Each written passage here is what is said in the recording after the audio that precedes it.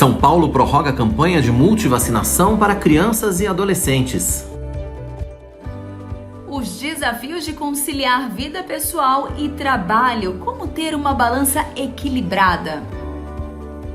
Nesse fim de semana tem Grande Prêmio São Paulo de Fórmula 1 em Interlagos. O Enem está chegando. Hoje é dia de aprender como fazer uma redação que garanta uma boa nota no exame.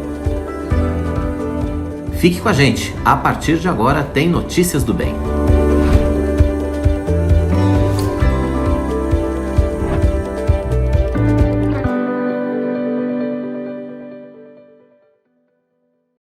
Tudo bem com você? Tá chegando o seu Notícias do Bem. Estamos começando o programa desta quarta-feira, hoje é dia 10 de novembro. Seja muito bem-vindo. A partir de agora, pelas próximas 2 horas, muita informação para você aqui na sua IPP-TV, a sua TV missionária. Como você viu aí, a gente vai ter todos esses destaques, mas não é só isso não. A gente vai ter muito mais assuntos passando aqui pela sua IPP-TV no Notícias do Bem de hoje, né, Tainá? Exatamente. Meu convite é que você participe dessa programação, mandando sua mensagem, curtindo o vídeo, compartilhando com mais pessoas para que eles tenham acesso a esse conteúdo. E claro, se você ainda é novo aqui no canal, é a sua primeira vez, ou se você é daqueles que já esteve aqui outras vezes, mas ainda não é inscrito, aproveite este momento para se inscrever e, claro, ativar o sininho que fica logo acima, porque aí você vai ser notificado sempre que um conteúdo novo for lançado, né? É verdade. Você não vai perder nem um minutinho. Além disso, compartilhe também, né, o nosso canal com as pessoas que você ama, com seus amigos, com a sua família, com os irmãos da igreja, enfim.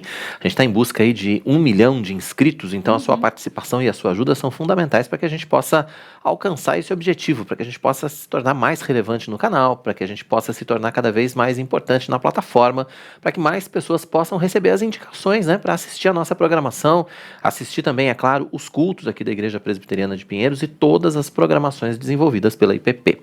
Isso mesmo, eu já começo com a mensagem da Edma Rodrigues, que ela mandou uma paz do Senhor Jesus Cristo e ela está aqui acompanhando a nossa programação e pedindo oração. Então você que está aí também no chat, né, acompanhando, já é um bom espaço aí para você também adicionar, você que costuma fazer as orações, adicionar no seu caderno de oração aí os pedidos de orações dos seus amigos aí online, né, dos web telespectadores que deixam os pedidos de orações. Você pode estar orando um pela vida do outro, né? E, enfim, vamos de notícias. Bora. Campanha de multivacinação de São Paulo aponta que 6 em cada 10 crianças têm carteiras desatualizadas. Grave, né? O objetivo agora é regularizar a cobertura de proteção de todas elas até o final do mês. O resultado foi preocupante. Por isso, a Secretaria de Estado da Saúde prorrogou a campanha até o dia 30 deste mês. Em outubro, foram atualizadas as carteirinhas de vacinação de mais de 500 mil crianças e adolescentes. Mais de 80% dos menores de 1 ano estavam com a carteirinha incompleta. Resultados do primeiro mês da campanha estadual de multivacinação de São Paulo mostram que, em média, a cada 10 crianças e adolescentes, 6 tinham carteirinhas de imunização desatualizadas. Essa campanha é fundamental, pois sabemos que no estado, assim como no país, desde 2016, a gente não tem conseguido atingir a meta de vacinarmos 95% da nossa população-alvo. Os responsáveis têm até o final do mês para levar as crianças de todas as idades e adolescentes de até 15 anos até os postos de vacinação e verificar a necessidade de atualização de carteirinha. É só se apresentar em um dos mais de 5 mil postos de saúde localizados no município de São Paulo, com a carteirinha de vacinação em mãos, para que um profissional da saúde avalie quais doses precisarão ser aplicadas, tanto para os faltosos, atrasos ou necessidade de reforço. Nas unidades de saúde estarão disponíveis todas as vacinas, né, já contempladas pelo Programa Nacional de Vacinação. São vacinas que protegem para cerca de 15 doenças. É muito importante, pois ela previne, né, doenças que infelizmente pode causar complicações e infelizmente até a morte. É fundamental, então, que crianças e adolescentes de 0 a menores de 15 anos de idade por favor, compareça ao posto de vacinação mais próximo da sua casa, leve a sua carteira de vacinação. Algumas pessoas falam, mas eu perdi, não estou encontrando. Mesmo sem ter encontrado a carteira de vacinação, por favor, procure a unidade mais próxima da sua casa para que as nossas equipes possam orientar adequadamente como atualizarmos esse esquema de vacinação. Em caso de perda da caderneta de vacinação, a recomendação é que os responsáveis compareçam ao mesmo posto de saúde onde vacinaram as crianças anteriormente, para que seja possível consultar quais doses já foram aplicadas na ficha de registro arquivada na unidade, mas o importante é que não deixe de vacinar. Pois é, então você que tem filhos em idade de vacinação, você que tem filhos pequenos ou adolescentes até 15 anos de idade, não deixe de participar da campanha de multivacinação, é extremamente importante, né? Então leve seu filho, sua filha até o posto de saúde mais próximo da sua casa, leve a caderneta de vacinação para que você possa colocar em ordem ali as vacinas das crianças, é muito importante essa campanha de multivacinação até o final do mês, então tem essa prorrogação. Ainda dá tempo. Dá, com certeza. Importantíssimo. Termina nesta sexta-feira em Glasgow, na Escócia, a 26ª Conferência das Nações Unidas sobre Mudanças Climáticas, a COP, né, 26. É verdade, o encontro reúne mais de 190 países para discutir medidas mais enérgicas contra o aquecimento global. Um dos temas é a redução das emissões de carbono na atmosfera. A gente sabe que o excesso de dióxido de carbono lançado diariamente no ar contribui para o superaquecimento do planeta, gerando desequilíbrio dos ecossistemas e impactos ambientais em grande escala. Durante o evento, o governo brasileiro anunciou a meta de reduzir as emissões de carbono em 50% até 2030. Mas quem vai falar ao vivo com a gente sobre esse tema é o professor da Escola Politécnica da USP, Guto Assi, ele que esteve participando também da COP26 em Glasgow, falando exatamente a respeito dessa questão da emissão, da redução da emissão de carbono, e ele vai estar com a gente aqui fazendo uma análise de como foi, ou como está sendo, né, a COP26 lá na Escócia. E você também pode participar com a gente. Deixe a sua pergunta ou faça seu comentário no chat do nosso canal. A gente conta com a sua participação aqui no nosso Notícias do Bem, para falar não só desse assunto, não só da COP26, mas é claro, você tem aí esse espaço para que você possa participar, para que você possa, enfim, interagir com a gente aqui no nosso Notícias do Bem, tá certo? Tá certo, e falar em participar aqui no Notícias do Bem. Olha só, a Delva entendeu o recado, como sempre, ela sempre participa aqui, mandando um abraço pra gente, graça e paz. E o Ricardo Raias também participando aqui com a gente, diretamente de Araçatuba, aqui no interior de São Paulo. Então, um abraço para vocês. Sejam bem-vindos. Que vocês estão aqui com a gente. Continuem ligadinhos aqui nessas nossas 2 horas de programação. O Mackenzie completou 150 anos. Parte dessa história faz, né, parte da exposição Isto é Mackenzie. Verdade. Notícias do Bem foi conhecer de perto essa mostra que permanece até março de 2022. Confira um trechinho do que a gente preparou para você. A exposição marca os 150 anos do Instituto Presbiteriano Mackenzie, com objetos exclusivos do acervo do Centro Histórico e Cultural da instituição. A amostra é dividida em 4 blocos. O primeiro retrata a implantação, quando o casal norte-americano Chamberlain e o reverendo George e a esposa, a pedagoga Mary Ann, instalou-se em São Paulo em 1870, com o objetivo de cuidar da igreja presbiteriana já existente e fundar uma escola que aceitasse a todos. A segunda parte da exposição mostra o período de consolidação, que foi de 1921 a 1961. Um dos destaques é a reprodução idêntica das primeiras carteiras. Naquela época, o Mackenzie foi inovador e reuniu meninos e meninas na mesma sala, não fazendo distinção de sexo, credo, raça ou etnia.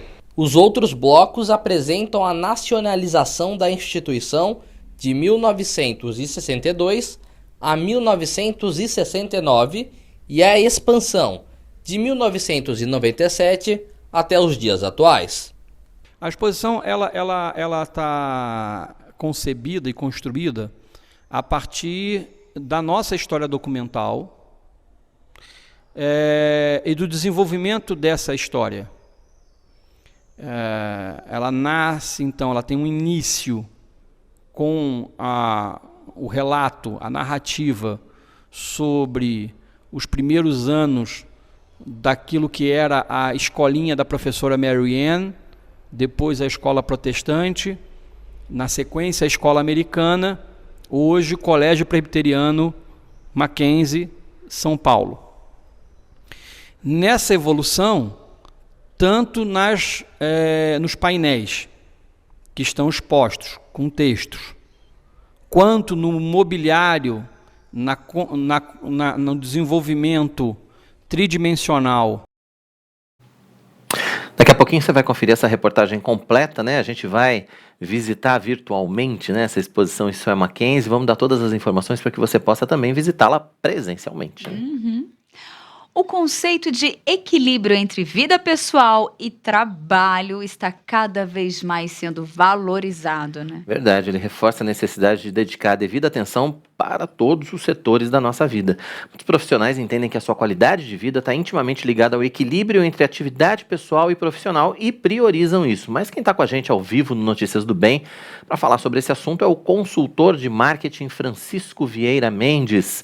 Francisco, seja muito bem-vindo aqui ao nosso Notícias do Bem. É um prazer receber você para falar sobre esse equilíbrio tão importante e que está sendo cada vez mais reconhecido, né? A gente pode dizer. É isso. Muito obrigado pelo convite. Um prazer estar aqui com vocês. Eu espero que o meu português, que é de Portugal, que é bem enrolado, que seja fácil de entender. Então, muito obrigado pela oportunidade. Eu estou trabalhando numa empresa que é a Ierbo e a gente faz um sistema que permite fazer uma avaliação, um diagnóstico desse impacto, não só do trabalho na vida, mas também da vida no trabalho, não é? Sim. E aquilo que você falou é bem certo, é cada vez mais importante este balanço, levar esta balança entre o trabalho e a vida, tem sido cada vez mais destacado, tanto na literatura académica, nos estudos que estão sendo feitos, mas também acho que todos nós sentimos isso na nossa própria vida, não é? Que há uma invasão, de alguma maneira, da nossa vida pessoal, da parte do nosso trabalho, que cada vez está mais presente, não é?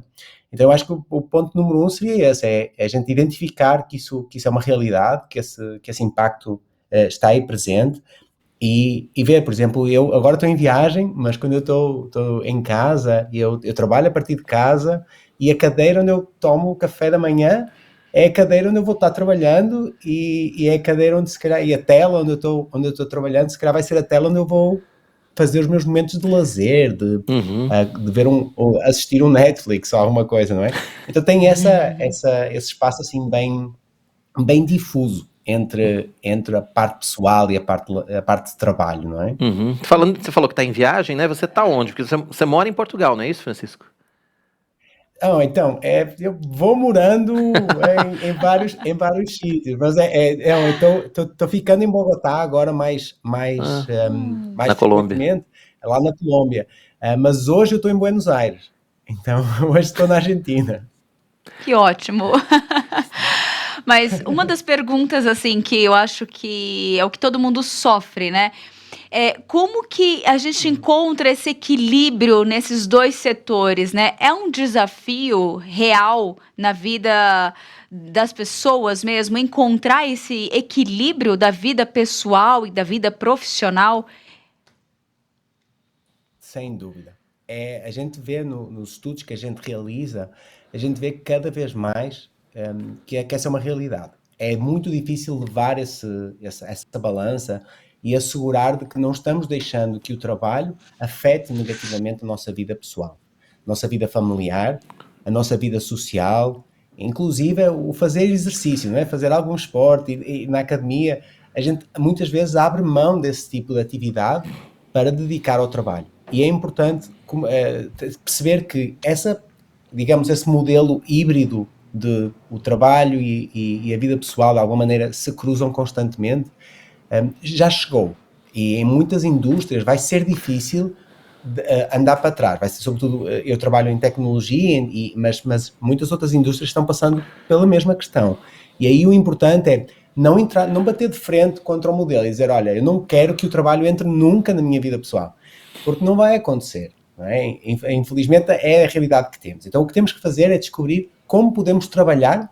para ter um melhor equilíbrio entre a nossa vida pessoal e a nossa vida de trabalho, porque a nossa vida profissional continuará a ser bem importante para todos nós. Não só pela componente financeira, mas até uma componente de identidade. A gente precisa de trabalhar também para se sentir útil, não é?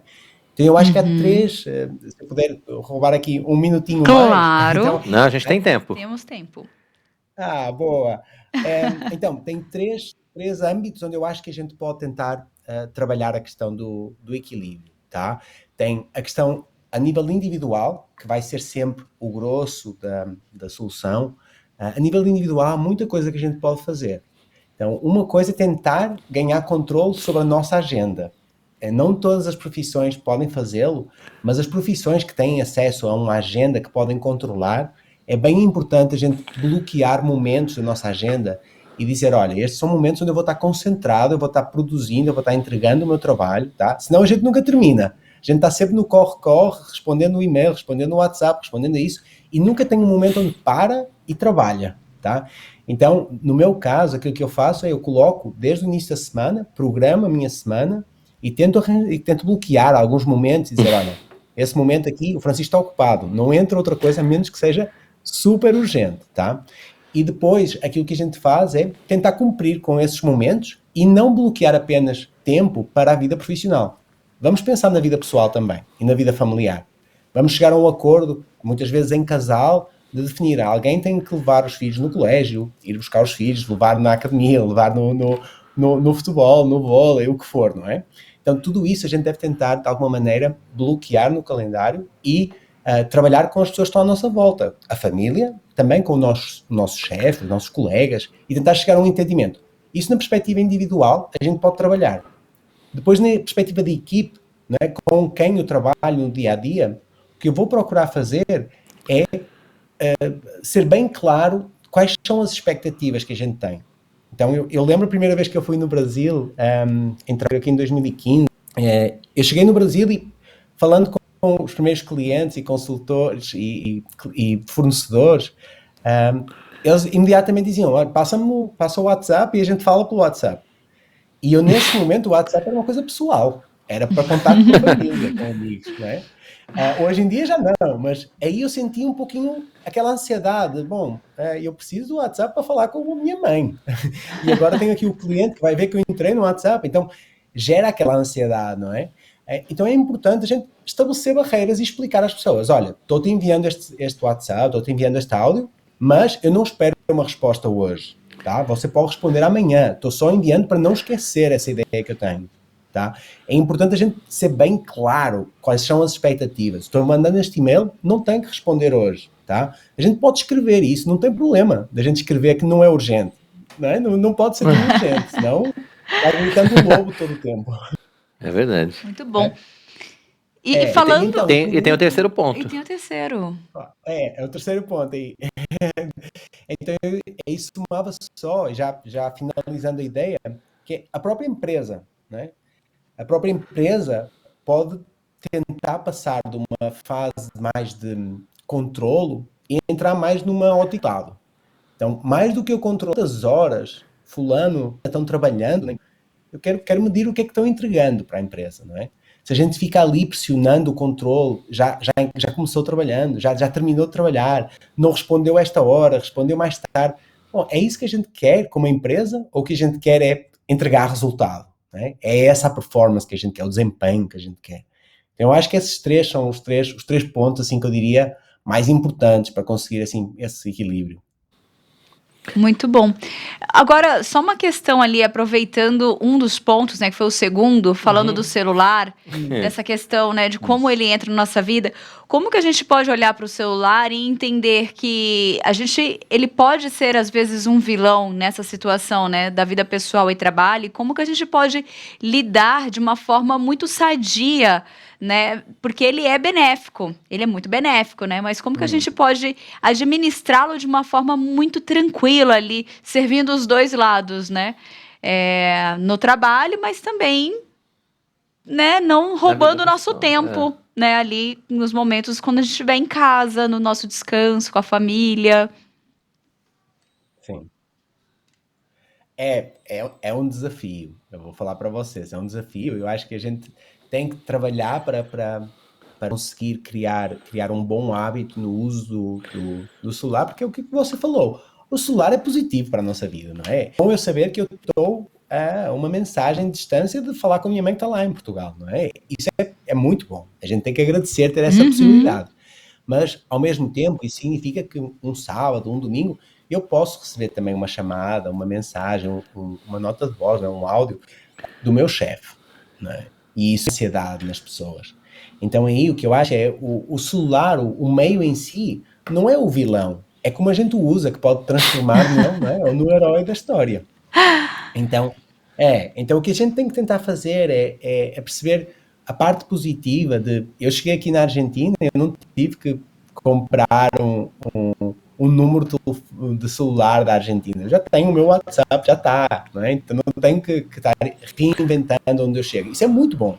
Mas ao mesmo tempo, eu preciso de colocar algumas barreiras. E aquilo que eu faço é, eu comunico com os meus colegas e com o meu chefe, olha, viajando, eu não vou responder no WhatsApp. Se você enviar alguma coisa que for urgente, por favor, escreve, que é urgente, eu não vou estar respondendo. Depois uma coisa que é super importante, eu acho que isso vai mais além do que é o trabalho, é a gente estar presente. Se eu estou falando com o meu irmão, se eu estou falando com a minha namorada, se eu estou falando com alguém numa interação pessoal, fisicamente presente, em frente a alguém, guarda o celular. Não está com o celular na mão, não é? Porque não é só o trabalho que vai entrar aí vai entrar a notificação da rede social, vai entrar um montão de coisas que vai tirar esse momento que a gente devia com as pessoas. Isso acontece dentro do trabalho, a gente está numa reunião e está olhando para o celular, já pensando na próxima reunião. Vamos evitar isso também. A gente também se castiga muito e está constantemente aí. Então, eu tento filtrar as notificações, não deixar que esteja entrando aí todo esse push que está entrando aí. Eu vou silenciando e deixo só aquilo que é super importante. Então, acho que é isso, e junto daquilo das notas que eu também já falei antes, explicar para as pessoas, olha, pode usar o WhatsApp, mas não espera uma resposta imediata, tá? Eu estou fazendo outras coisas. Quando falar assim, as pessoas entendem. Eu acho que é mais por aí. Eu acho que sim. Ótimo. Agora, Francisco, uma outra questão, assim, a gente tá falando dessas dicas práticas aí, mas eu queria que você falasse pra gente da importância desse equilíbrio. Quer dizer, você conseguindo equilibrar essa balança da vida pessoal com a vida profissional, o que muda na sua vida? O que muda nos seus relacionamentos com a família e com o trabalho? Você acaba produzindo mais no trabalho porque você está mais tranquilo, você acaba tendo uma relação mais saudável com a sua família também. Quer dizer, como é que esse equilíbrio muda a nossa vida? Eu acho que é difícil, nos estudos académicos que a gente faz, é difícil medir quando é que melhora a nossa vida. O que é muito fácil medir é quando ele está piorando a nossa vida, quando ele está tornando a nossa vida ruim. Esses são fáceis de medir. Mas a gente sabe que quando alguém está num bom equilíbrio entre a vida e o trabalho, a pessoa vai ser mais produtiva, vai ser mais criativa, isso é bem importante, ou seja, vai ser criativo, vai ter imaginação, vai buscar formas diferentes de resolver os meus problemas, não é? Isso é muito valioso para uma empresa, e vai ser uma pessoa mais sã, vai ser uma pessoa que vai ter melhor interação com as outras pessoas.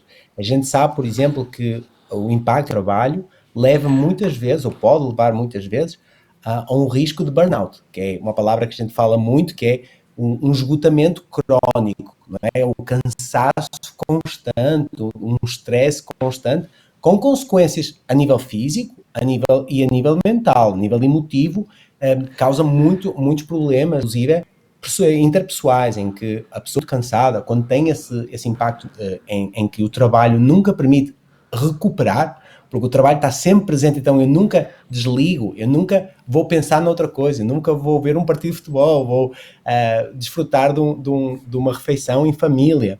Como eu nunca faço isso, porque estou sempre com o trabalho presente, o que acontece é que eu termino me queimando, canso demasiado, não consigo recuperar, não durmo bem, a ansiedade, e é um ciclo vicioso em que a gente entra.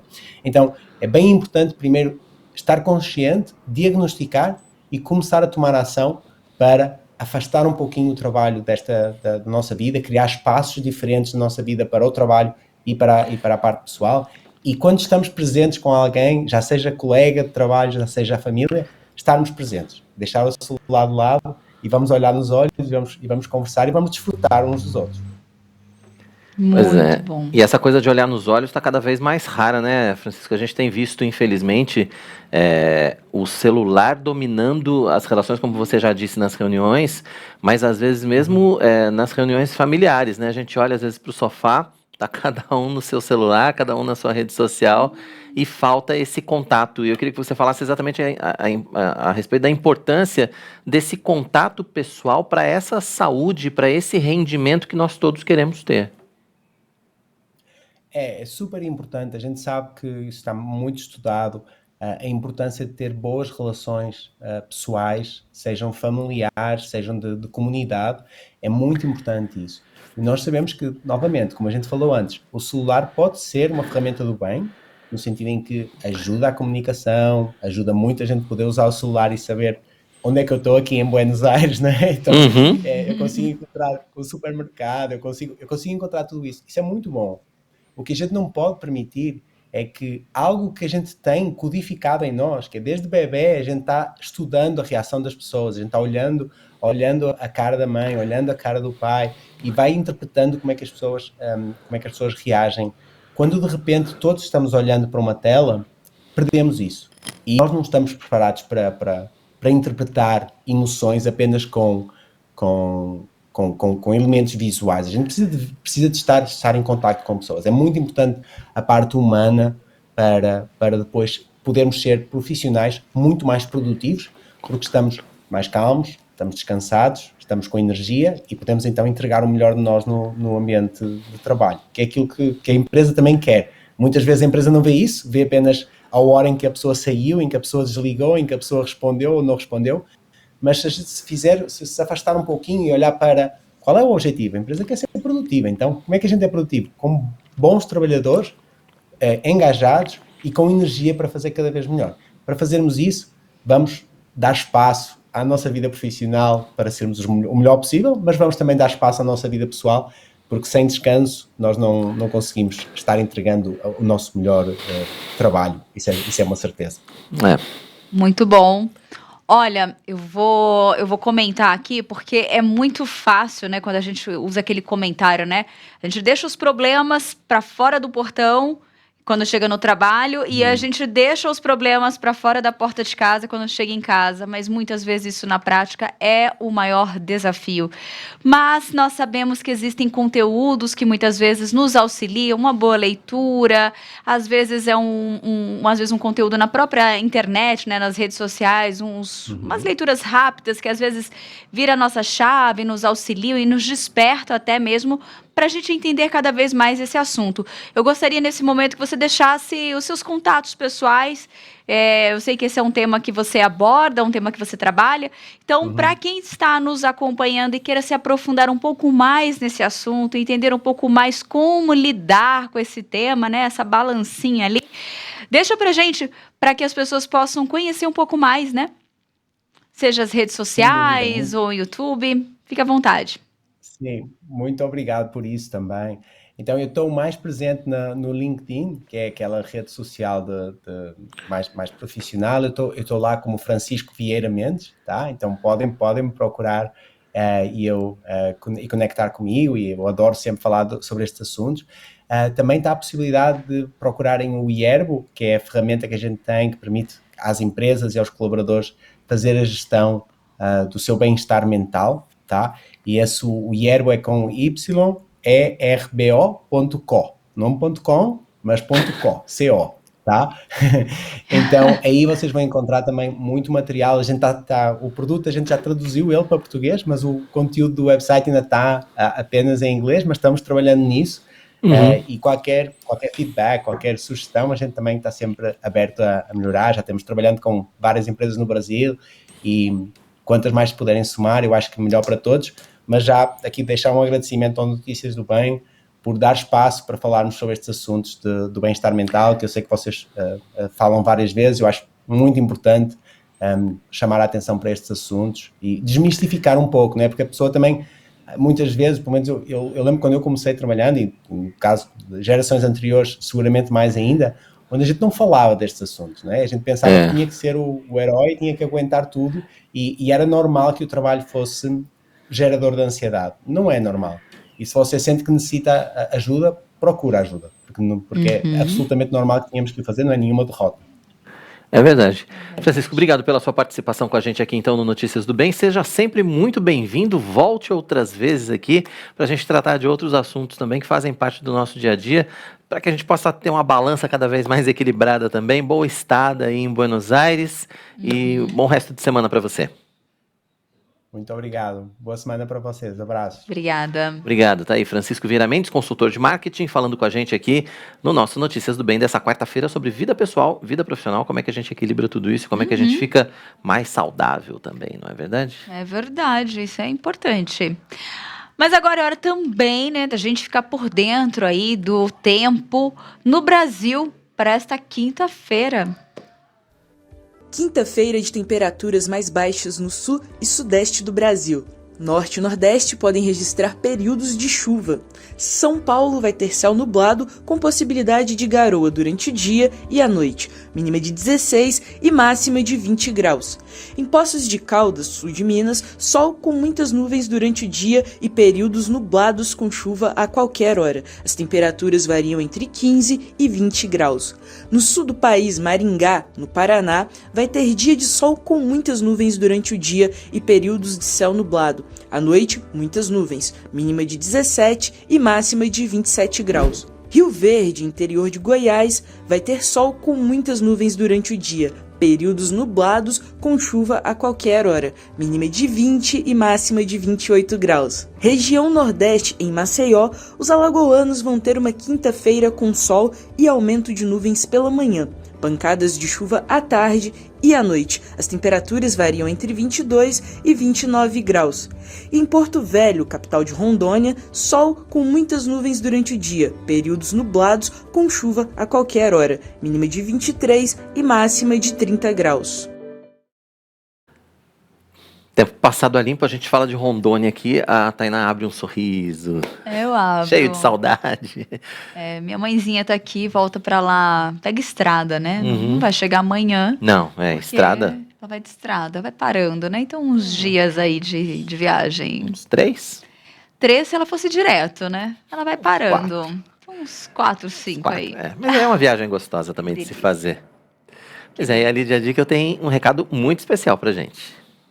Você já parou para pensar que a sua contabilidade precisa atender ao padrão de Deus e também dos homens? É por isso que a Contábil Ribeiro está há mais de 35 anos servindo a Igreja Brasileira e missionários ao redor do mundo.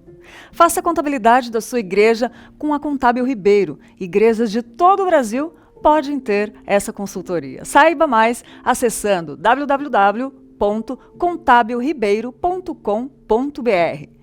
Contábil Ribeiro, contabilidade especializada para igrejas. Tudo bem, aproveitar e mandar um abraço para o Felipe, lá da Contábil Ribeiro, e todo o pessoal, né, da Contábil Ribeiro que acompanha aqui também sempre o nosso Notícias do Bem. Muito bom. Quero aproveitar então e mandar um abraço para o Francisco Poeta, que ele falou, tá mandando aqui um ótimo dia para a gente, desejando, né, para Notícias do Bem. Ótimo aqui. Dia, mandar um abraço também para o nosso reverendo Marcos Severo, que está com a gente aí ligado através da Rádio Rumo ao Sertão e toda a audiência da Rádio Rumo ao Sertão. A gente sabe que tem muita gente acompanhando, não só no norte e no nordeste do Brasil, mas em todos os países do mundo. A audiência firme da Rádio Rumo ao Sertão, que está sempre com a gente aqui no nosso Notícias do Bem. O Notícias do Bem que é transmitido simultaneamente pela rádio. Um grande abraço, obrigado mais uma vez, reverendo Marcos Severo e toda a audiência da Rádio Rumo ao Sertão. A Neuza também está presente aqui, pedindo para Deus nos abençoar. Amém. Muito bom. Agora é hora de viajar pelo Brasil com a coluna Pelos Campos JMP. Hoje o reverendo Mariano Alves Júnior mostra pra gente como foi a celebração de 7 anos da congregação da IPP em Valparaíso, aqui no interior paulista.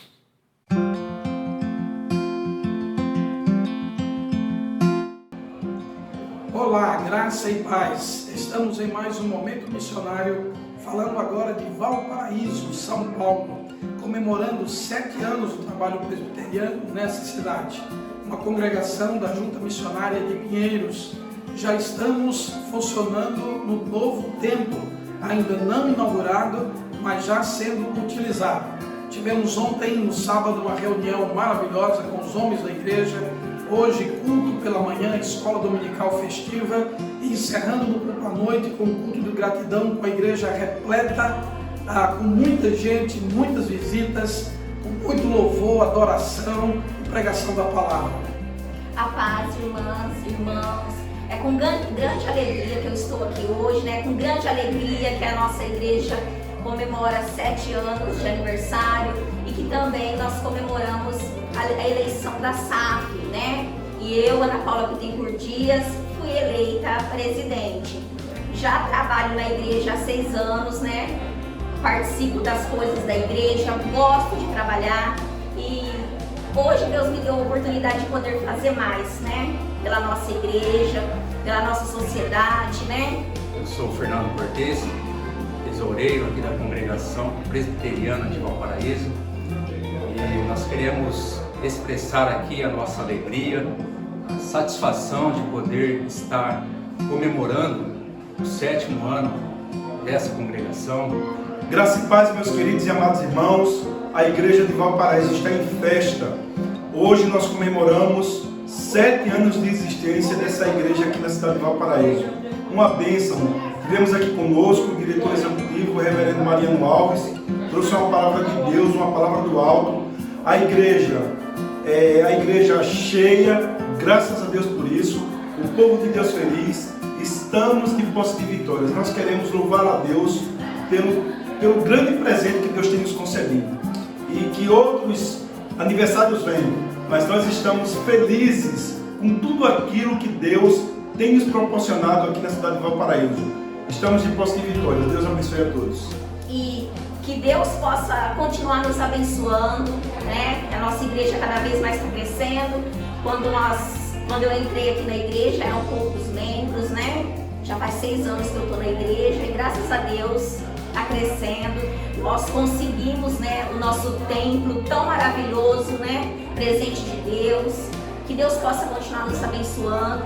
E eu peço a Deus que Ele continue conosco, né, nos dando sabedoria, discernimento para lidar com as situações, porque lutas vêm, né?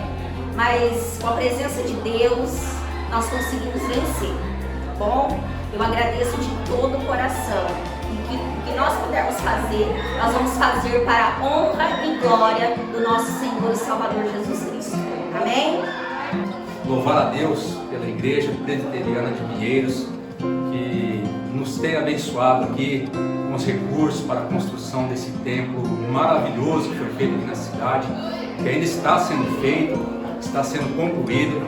Então nós queremos agradecer de coração ao pastor Arival, ao reverendo Mariano e à Junta Missionária de Pinheiros, que contribuíram para que essa obra fosse feita.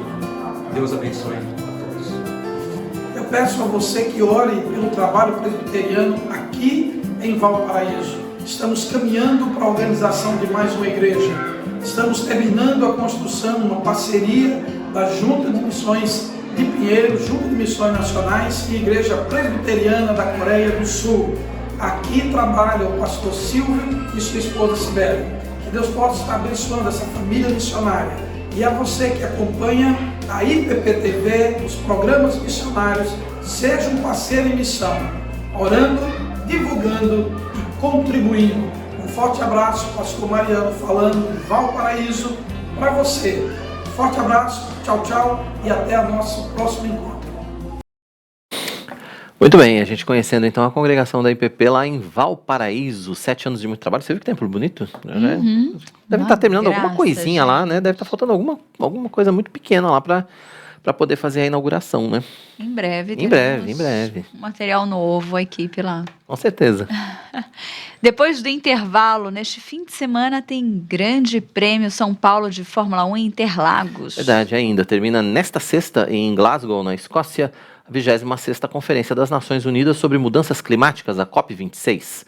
O encontro reúne mais de 190 países para discutir medidas mais enérgicas contra o aquecimento global. Um dos temas é a redução das emissões de carbono na atmosfera. Durante o evento, o governo brasileiro anunciou a meta de reduzir as emissões de carbono em 50% até 2030. Mas quem vai falar com a gente ao vivo sobre esse tema é o professor da Escola Politécnica da USP, Guto Arce, que também participou da COP26 lá em Glasgow. Ele retornou essa semana lá da Escócia. Você também pode participar com a gente. Deixe aí a sua pergunta ou faça seu comentário no chat do nosso canal, não só sobre esse assunto, né? Não só sobre a redução das emissões de carbono, mas, é claro, sobre todos os temas do nosso Notícias do Bem. Aproveite, deixe também o seu boa tarde, diga de onde você está falando, interaja com a gente quer muito conversar com você. Então, o espaço é todo seu. Notícias do Bem vai para o intervalo, a gente volta já já. Continue com a gente.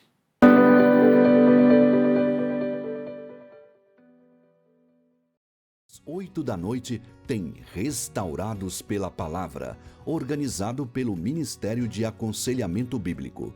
Cultos que enchem de esperança os nossos corações. E na quinta, 8 da noite, tem a Grande Comissão, uma iniciativa da Junta Missionária de Pinheiros. Um convite para que toda a igreja aprenda mais sobre a obra missionária.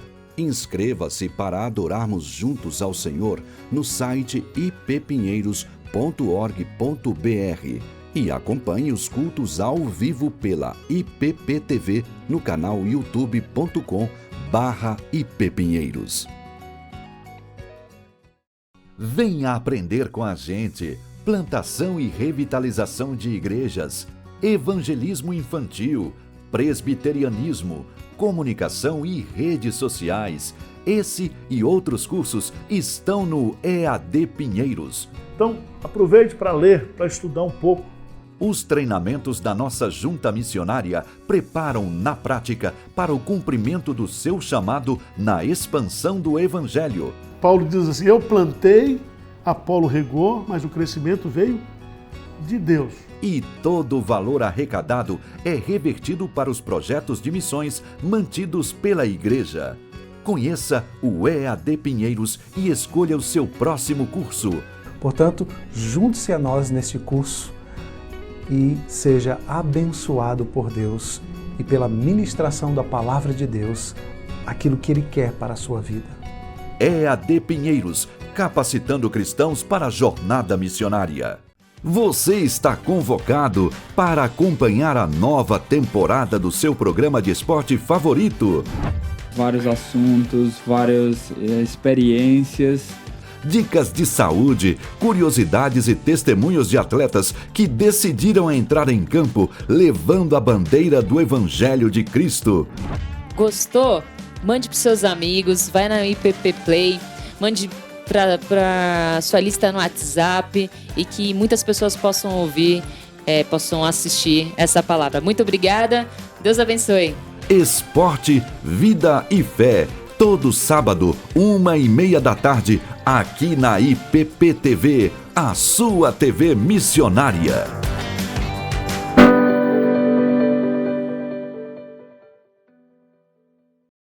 Estamos de volta com o nosso Notícias do Bem aqui pela IPPTV. Lembrando que o nosso encontro, segunda a sexta, sempre às 11h30 da manhã, horário alternativo às 18 horas. E você pode ver e rever todo o nosso conteúdo, os programas na íntegra, as entrevistas, as colunas, as reportagens, tudo para você lá no nosso IPP Play, junto, claro, com toda a programação da IPPTV. Está tudo disponível para você no canal IPP Play. Olha só que prático. Muito fácil, né? Só você acessar e lá você pode se divertir. Eu, pelo menos, acesso, eu fico procurando, buscando lá o conteúdo que eu quero ver e vou clicando. E olha, dá para escolher por tema. Coisa, tem temas interessantíssimos, gente. Interessantíssimos ali. Eu vou por tema, às vezes. Tem muito material. Tem muito material. Muito bom. Bem, vamos de notícias. O Enem 2021 está chegando. E o Notícias do Bem está dando dicas para os estudantes que vão prestar o exame. A redação é um dos pontos mais importantes da prova, um dos mais temidos também, e mostra o conhecimento do candidato em diferentes áreas, como domínio de atualidades, expressão, defesa de teses, mas quem vai falar com a gente sobre esse assunto, dar orientações práticas para os estudantes, é a professora Joana Vieira, ela é especialista em redação.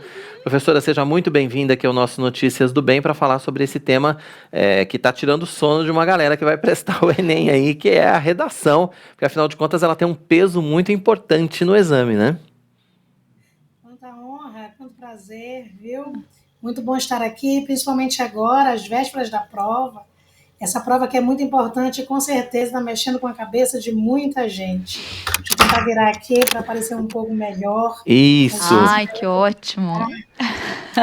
Tava tendo uma invasãozinha de luz ali, agora melhorou. Ficou bom.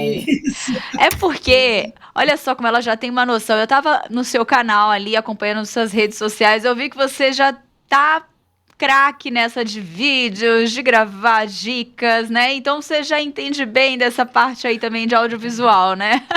Hoje não basta só dar aula, né? Hoje já tem que ter esse conhecimento extra aí, porque a linguagem dominou todas as áreas, né? Exatamente. Nesse período de pandemia, o professor teve que se reinventar. Inclusive, esse pode ser o fim do Enem, né? Fazer uma reinvenção da didática, da prática escolar, né? Porque hoje a pedagogia escolar, sem dúvida, não volta mais a ser o que era antes. E a pandemia, ela acaba sendo hoje um foco muito importante nas temáticas discutidas pela prova. Com certeza. Agora, professora, especialistas em redação, os professores e tal, já pensam em algum assunto que pode ser o tema da redação desse ano do Enem? Porque, assim, é sempre uma expectativa muito grande relacionada ao tema, né?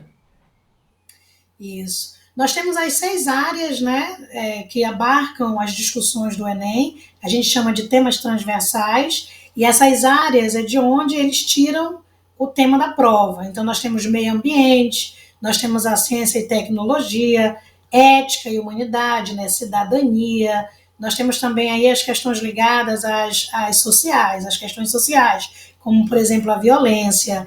Para esse ano, as temáticas são muito fortes quando abarcam, por exemplo, aquelas ligadas à criança e ao adolescente. Há um foco muito grande, né, nas metas do governo para se trabalhar as prioridades da proteção da criança e do adolescente. Então, a gente pode falar, por exemplo, de temas que aproximam o adolescente da criminalidade, a questão, por exemplo, da maioridade penal, falando aí um pouco da pedofilia, que é um tema muito em voga, as questões das agressões físicas em relação à criança, a própria educação dessa criança, nessas discussões que lidam com a educação familiar, a educação domiciliar, principalmente pós-pandemia. Mas nós temos também outros temas ligados aí às questões ambientais, como, por exemplo, o agronegócio, como, por exemplo, o lixo, que ainda é um problema no Brasil e deve ser discutido nessa prova, porque é importante colocar a juventude para pensar sobre como utilizar, reutilizar, adequar a situação do lixo no Brasil. A questão da biodiversidade, né? Maus tratos aos animais, tráfico de animal silvestre. Então, são temas assim muito diversos. No fundo, se nós pararmos para pensar e relacionarmos essas informações, os temas que estão muito em voga hoje podem vir na prova. Inclusive esse que vocês estavam discutindo ainda há pouco, o assédio moral no trabalho. Vocês estavam falando, né, com um especialista aí, que é Vieira Mendes também, né, sobre as questões da saúde mental, que foi o tema do ano passado. Vocês têm uma rede aí do bem, né? Esse é um jornal que fala sobre notícias para o bem, e nós temos temas como solidariedade, que é um tema muito importante, empreendedorismo, que também vai trabalhar essas questões pós-pandemia. Além disso, nós temos outros temas que vocês podem estar em voga aí dentro do programa de vocês, como, por exemplo, doação de sangue, né? Que eu acho que são temáticas que merecem estar discutidas ou sendo discutidas nessa prova. Muito bom. Nossa, quantas diversidades de temas que podem fazer parte ali. E, professora, uma das questões assim que a gente deve pensar, assim, existe uma fórmula para se pensar na hora de formular ali a redação? Existe uma estratégia na redação? Segredinho? Aquela coisa dos 4 parágrafos lá funciona mesmo? É isso mesmo?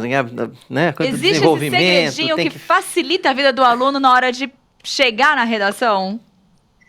Embora muita gente fale sobre fórmulas, sobre, por exemplo, repertórios coringas que nós podemos colocar em qualquer redação, E também, se você parar para pensar, o próprio INEP divulga uma cartilha, e nessa cartilha ele já dá a estrutura do texto. O Enem é diferente porque quando nós fizemos a prova de vestibular, nós tínhamos aí uma possibilidade infinita de gêneros textuais. No caso do Enem, já é pré-destinado, já é pré-orientado. O texto é dissertativo argumentativo. Então, você precisa discutir sobre um determinado tema, expondo um posicionamento crítico.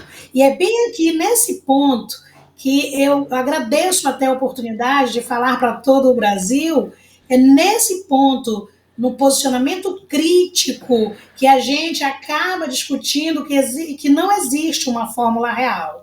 Existe uma estrutura, 4 parágrafos, 1 para a tese, 2 para a argumentação, outro para propostas de intervenção.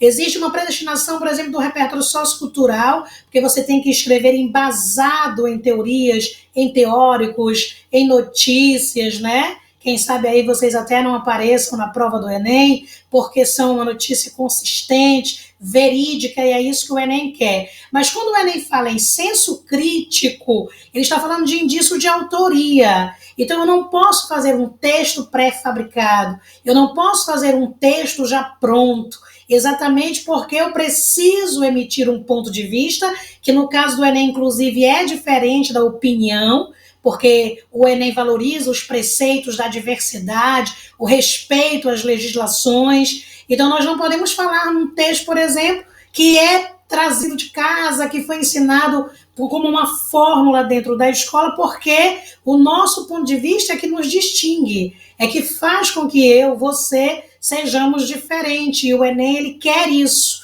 que se exponha a esse ponto de vista, se debata a esse ponto de vista e, claro que isso vai trazer a singularidade para a prova do Enem, o senso crítico. Afinal de contas, ninguém pensa igual. E é isso que o Enem vai avaliar também, né? Certo. Agora, professora, para estudar redação tem que escrever redação, né? Não tem muito segredo, não, né? Você escrever, né?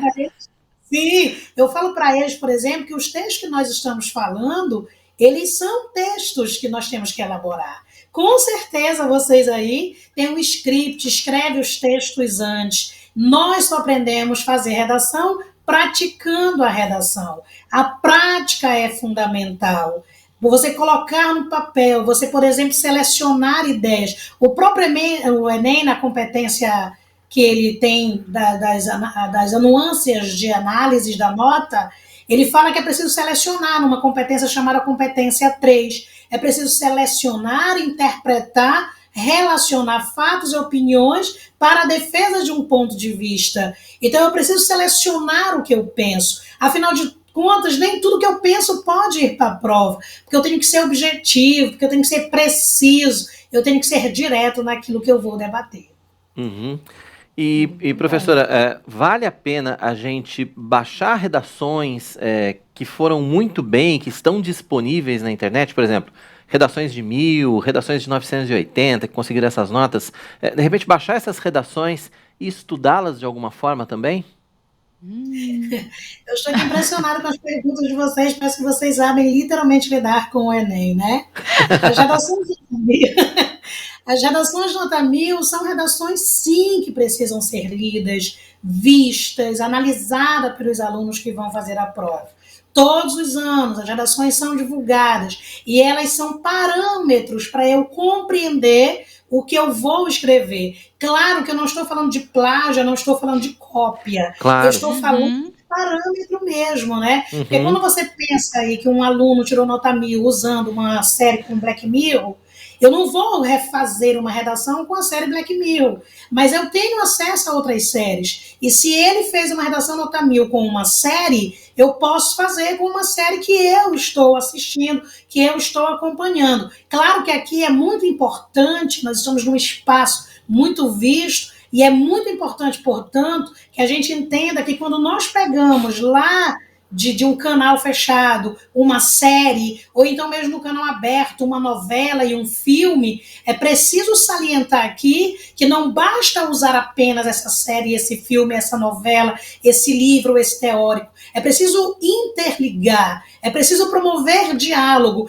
E quando esse diálogo, por exemplo, é com a ficção, é muito prático e importante dizer para esse estudante que ele precisa dizer que aquele filme é da ficção, mas existem traços da ficção que dialogam com a realidade. Então, enquanto o filme, em narrativa ficcional, trabalha, por exemplo, a violência relacionada à adolescência, em paralelo a isso, a realidade trabalha com esses temas, com essas problemáticas de forma o quê? De forma real. Então, eu não posso ligar a ficção à realidade sem deixar isso claro. Em que ponto eu vi na ficção a realidade? Em que ponto a realidade dialoga com a ficção? Isso serve para livros, isso serve para novelas, isso serve para filmes e, claro, isso serve para séries. Muito bom. Aproveitando ainda, né, indo por esse caminho, como é que a gente pode também pegar ainda e chamar os adolescentes, os jovens aí, para a questão das atualidades, né?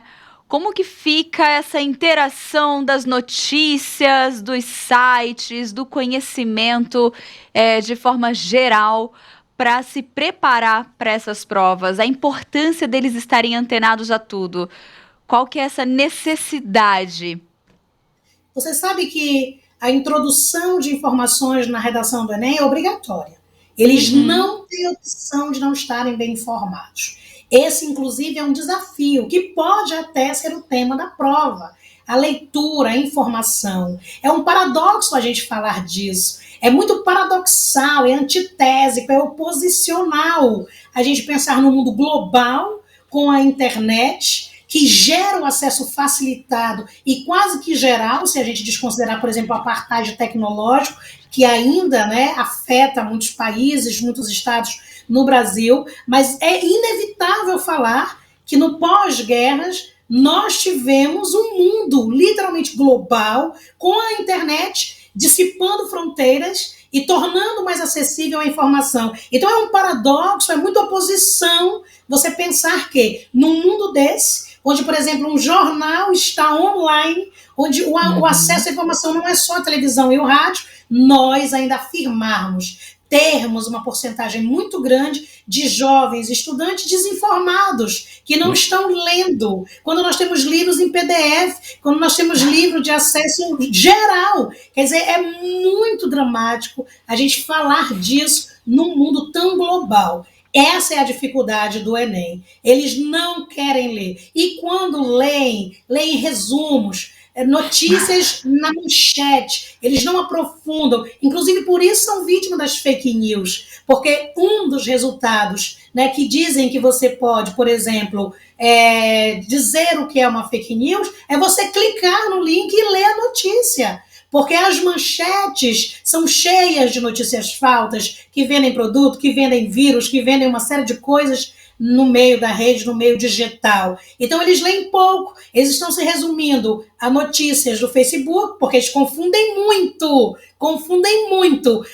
internet com rede social. Nós estamos na internet, nós três aqui e o mundo todo com vocês. Estamos na internet, isso é internet. Mas o jovem, o adolescente, ele confunde essa internet de notícia, de informação, também, claro, de entretenimento, com o Facebook, com o Twitter e com o Instagram. É esse o grande problema, resumir o potencial da internet às redes sociais. E aí o Enem traz essa problemática. Tem que ler, preciso ler, porque no Enem eu não falo só. No Enem eu tenho que embasar o meu ponto de vista. Ele tem que ser alicerçado em teorias, em informações completas e que não podem ser falsas. É verdade. Bom, você levantou duas questões aí que se a gente fosse esmiuçar aqui, a gente ficava a tarde toda e que valem outro bate-papo depois, com certeza. Que primeiro é essa questão de você encarar a rede social como fonte de informação, que infelizmente muita gente faz isso.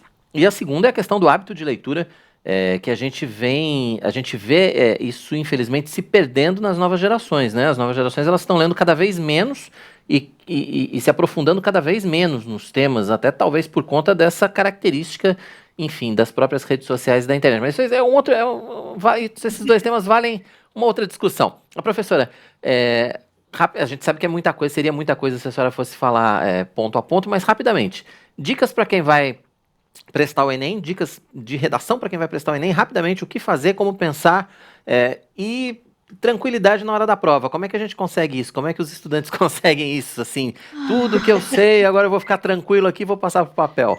Caneta aqui, folha aqui, foco. A primeira coisa é ler bem o tema, porque existe uma competência que diz que se você não compreende o tema, o seu texto não estará enquadrado e você pode até ser desclassificado.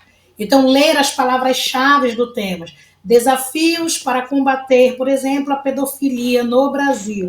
A palavra desafios, o que ela significa, o que ele quer de mim. A pedofilia, né? A quem ela atinge, a criança, o jovem, o adolescente, o conceito de pedofilia, os casos de pedofilia, as questões ligadas ao Estado, as questões ligadas, por exemplo, à sociedade. Não esquecer da tese em hipótese alguma. A diferença entre um texto expositivo e um texto argumentativo é a tese, então é preciso se posicionar. E, claro, não se pode posicionar em primeira pessoa, porque esse texto tem linguagem formal, tem linguagem técnico-científica, então deve ser em terceira pessoa. E, por último, para o estado de espírito, fé.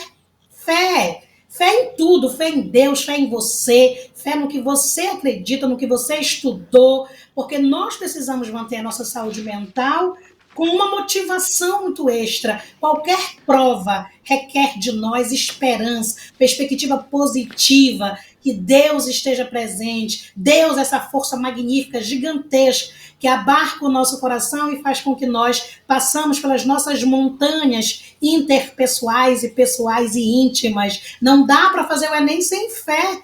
Nós hoje temos a inteligência intelectual, que é muito antiga, nós temos a inteligência emocional, que é como nós vamos lidar com as nossas emoções, e a espiritual, que é Deus acima de tudo. Isso é muito importante, unir essas três inteligências e fazer uma prova abençoada e, claro, que vai dar para passar. Amém. Muito bom, amém. Eu gostaria muito que você deixasse os seus contatos no Instagram, do YouTube, para que... mais, né? Exatamente, quem quiser acompanhar e pegar outras dicas, que eu sei que ela tem várias dicas, já tô te seguindo. Que legal. O meu Instagram é o JDS Vieira, né? Por favor, sigam lá. Eu sou aqui de Belém do Pará, então 91982283824. Eu tenho um curso aqui de redação, sou mestre nisso, né, em análise do discurso. Agradeço muito mesmo a oportunidade. É muito importante, né, você estar falando para esses jovens, acalmar e levar conhecimento. Parabéns pela iniciativa, para mim é um prazer estar aqui, enorme. Joia, professora, muito obrigado pela sua participação com a gente. Quero lhe dizer que eu não sabia que você era de Belém, mas quero lhe dizer que meus dois corações estão aí em Belém do Pará, porque meus dois filhos estão morando aí ainda, e os dois fizeram a Universidade Federal do Pará, e eu morei muito tempo aí, enfim. Belém está eternamente no meu coração, até porque meus corações estão em Belém. Então, um beijo especial, agora muito mais especial para você e para todo o pessoal de Belém do Pará, acompanhando aqui o nosso Notícias do Bem. Seja muito bem-vinda sempre aqui, professora. Boa tarde. Boa tarde. Obrigado, professora Joana Vieira, especialista em redação, falando com a gente aqui sobre redação no Enem. Tá Boas chegando, dicas, hein? Né? Tá chegando. Estamos aqui sempre dando umas diquinhas para ajudar aí, então, gente, te prepara, como dizem, né? Tá chegando, vamos manter a calma, fé, e é isso aí, é o preparo que é fundamental. São Paulo vai sediar neste fim de semana o Grande Prêmio de Fórmula 1. O evento deve movimentar a economia da cidade e gerar emprego e renda. Única etapa da América do Sul na temporada, a prova conta com as tradicionais 71 voltas. Interlagos é conhecido como Templo do Automobilismo Brasileiro, tendo recebido 38 grandes prêmios de Fórmula 1. Em dezembro de 2020, a Prefeitura de São Paulo adquiriu os direitos da prova para a realização do evento entre 2021 e 2025. Com isso, o Grande Prêmio Brasil passou a se chamar Grande Prêmio São Paulo. Um levantamento da Fundação Getúlio Vargas apontou que o evento deve mexer com a economia local.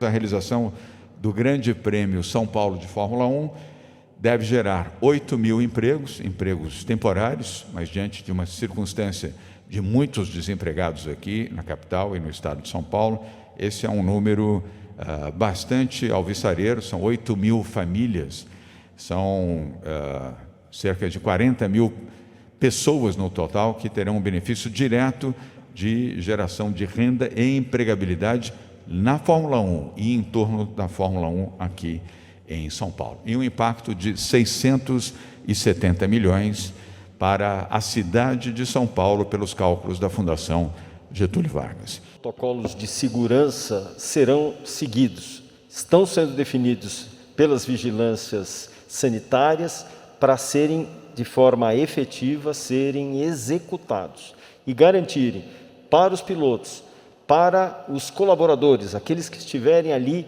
trabalhando e para toda a população que lá for, um ambiente absolutamente seguro. Criando um ambiente seguro, de acesso seguro, de disponibilização de álcool gel, obrigatoriedade do uso de máscara, algo que muitos países não fazem essa exigência em suas corridas, além do que testagem, exigência de vacinação, criará um ambiente absolutamente seguro para todos aqueles que lá forem para assistir. A organização do Grande Prêmio São Paulo pediu à direção da Fórmula 1 a alteração da data do evento para os dias 12, 13 e 14 de novembro, no final de semana do feriado prolongado de 15 de novembro, dia da Proclamação da República. Para nós, isso aumenta muito o ingresso de receita na cidade e no estado. Um número maior de visitantes, um número maior no potencial de vendas do comércio varejista, no setor de alimentação, setor de bebidas, setor de transportes, táxis, aplicativos, transporte aéreo. Amplia-se, o número foi apresentado aqui pelo secretário Vinícius Lumertz, poderá ter uma expansão de até 25%. 25% significa que nós podemos chegar a mais 100, 140 milhões de reais de ingressos na cidade, portanto, no estado de São Paulo. Isso faz diferença.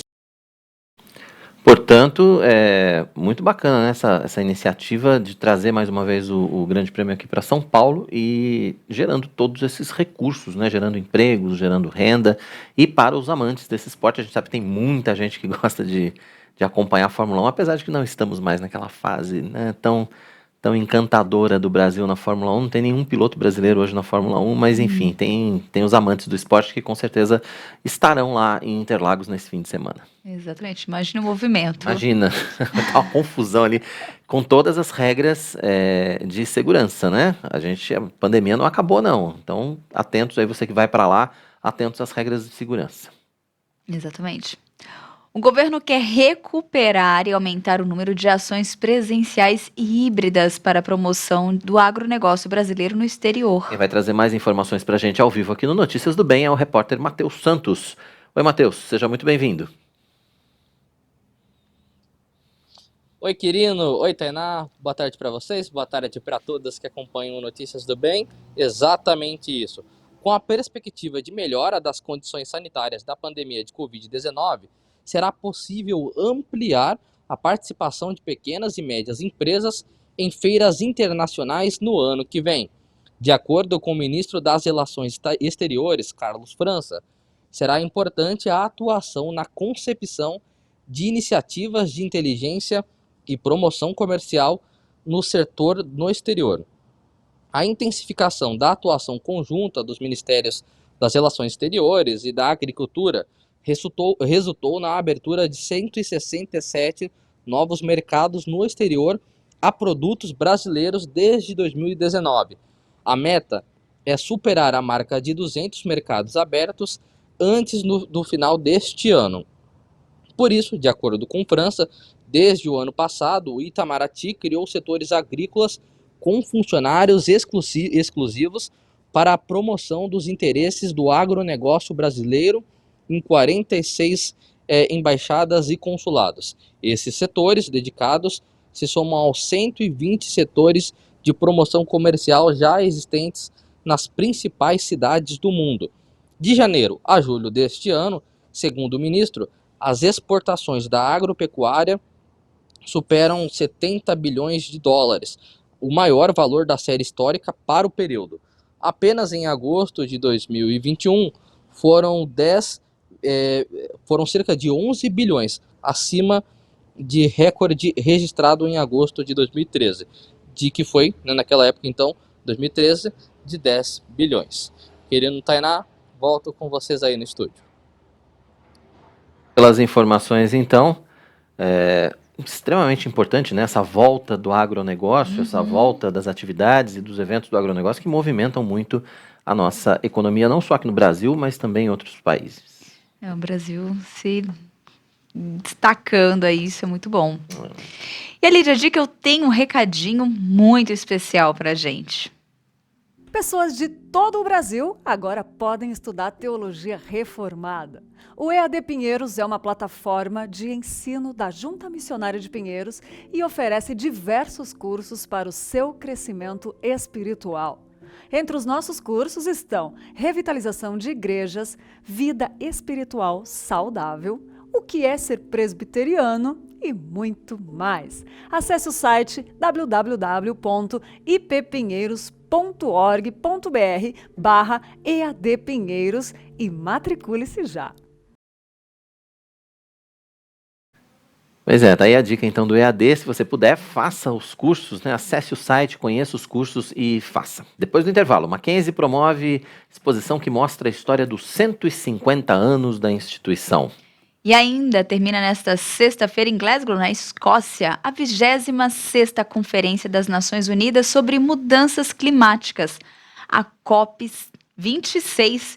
O encontro reúne mais de 190 países para discutir medidas mais enérgicas contra o aquecimento global. Um dos temas é a redução das emissões de carbono na atmosfera. Durante o evento, o governo brasileiro anunciou meta de reduzir as emissões de carbono em 50% até 2030.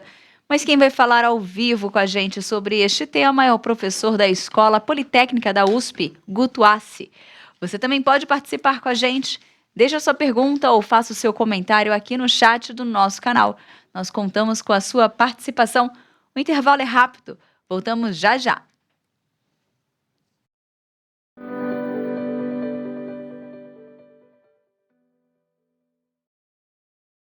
Todo sábado, às 10 da manhã, tem um bate-papo sincero e divertido com as mães da IPP. É o Maternidade na Real. Aqui, a gente tem um papo gostoso entre mães. Educação dos filhos, fé, amor e todos os temas que fazem parte dessa fase especial da vida das mulheres estão em pauta num programa cheio de surpresas. Eu quero lembrar vocês que há um belo lugar para a graça de Deus na maternidade. Maternidade na Real, aqui na IPP TV, a sua TV missionária. A campanha de expansão da Igreja Presbiteriana de Pinheiros continua. Compramos mais uma casa comercial que ainda precisa ser quitada.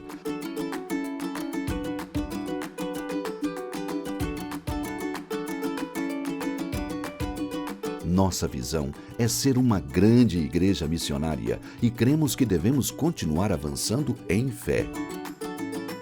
Para isso, precisamos das suas orações e da sua generosidade.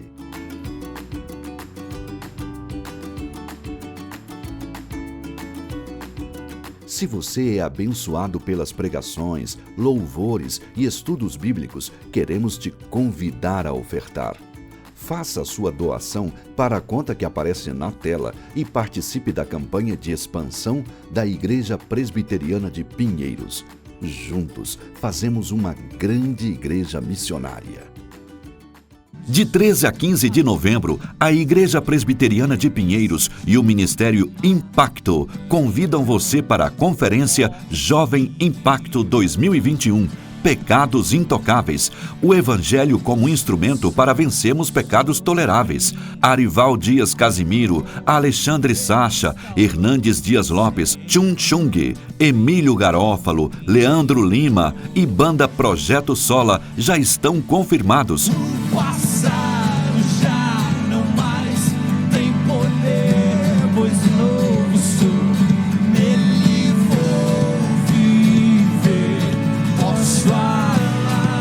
E você é o nosso convidado. Acesse ministérioimpacto.com e faça sua inscrição. As vagas são limitadas.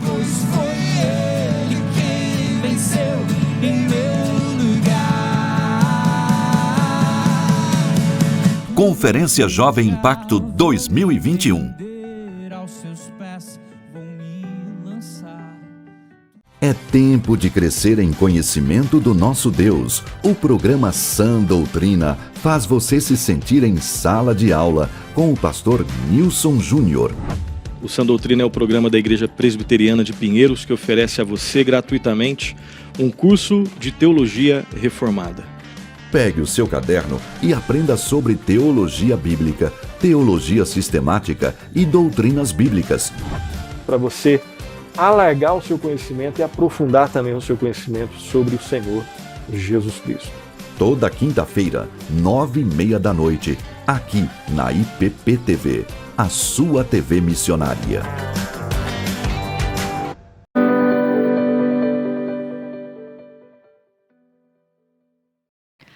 Estamos de volta com Notícias do Bem. Que bom que você continua aqui ligadinho com a gente na nossa programação. Lembrando que nós estamos aqui de segunda a sexta-feira, sempre a partir das 11h30. Olha, o Marcos, ele gostou da nossa entrevista com a professora Vieira, né? Falando sobre as dicas para o Enem. Bacana. Ele falou aqui, professora simpática, apaixonante, amei a entrevista e realmente, né, ela com dicas excelentes, super animada. E tem que ser assim, né, quando se fala de Enem, de vestibular, falando com jovens ainda, tem que, é pra cima mesmo, né, pra poder cativar, poder trazer mesmo esse ânimo, trazer essa empolgação, né, Para os jovens, pros jovens. Para quem vai fazer essa prova que é tão importante, né? Não, até eu fiquei com vontade. Fazer a prova? Não, de fazer a prova, não. De fazer a prova, não, confesso. Mas eu já tô seguindo ela nos canais e vou acompanhar as dicas ali. Fazer uma redaçãozinha em casa é sempre bom, né? A gente vai treinando. Bom, isso é ótimo. Né? Então vamos continuar aqui com a programação. Falando de escola, de ensino, o Mackenzie completou 150 anos e parte dessa história está na exposição Isto é Mackenzie. Notícias do Bem foi conhecer de perto essa mostra que segue até março de 2022. A exposição marca os 150 anos do Instituto Presbiteriano Mackenzie, com objetos exclusivos do acervo do Centro Histórico e Cultural da instituição. A mostra é dividida em 4 blocos. O primeiro retrata a implantação, quando o casal norte-americano Chamberlain e o reverendo George e a esposa, a pedagoga Mary Ann, instalou-se em São Paulo em 1870, com o objetivo de cuidar da igreja presbiteriana já existente e fundar uma escola que aceitasse a todos. A exposição ela está concebida e construída a partir da nossa história documental e do desenvolvimento dessa história. Ela nasce, então, ela tem um início com o relato, a narrativa sobre os primeiros anos daquilo que era a escolinha da professora Mary Ann, depois a escola protestante, na sequência a escola americana, hoje o Colégio Presbiteriano Mackenzie, São Paulo. Nessa evolução, tanto nos painéis que estão expostos com textos, quanto no mobiliário, no desenvolvimento tridimensional da exposição, nós apresentamos fotos, mobiliários, itens de acervos, um acervo institucional que nós preservamos, guardamos e agora parte dele, é um acervo de mais de 400 mil itens, parte dele, uma pequena fração, está aí apresentada nessa exposição. A segunda parte da exposição mostra o período de consolidação, que foi de 1921 a 1961.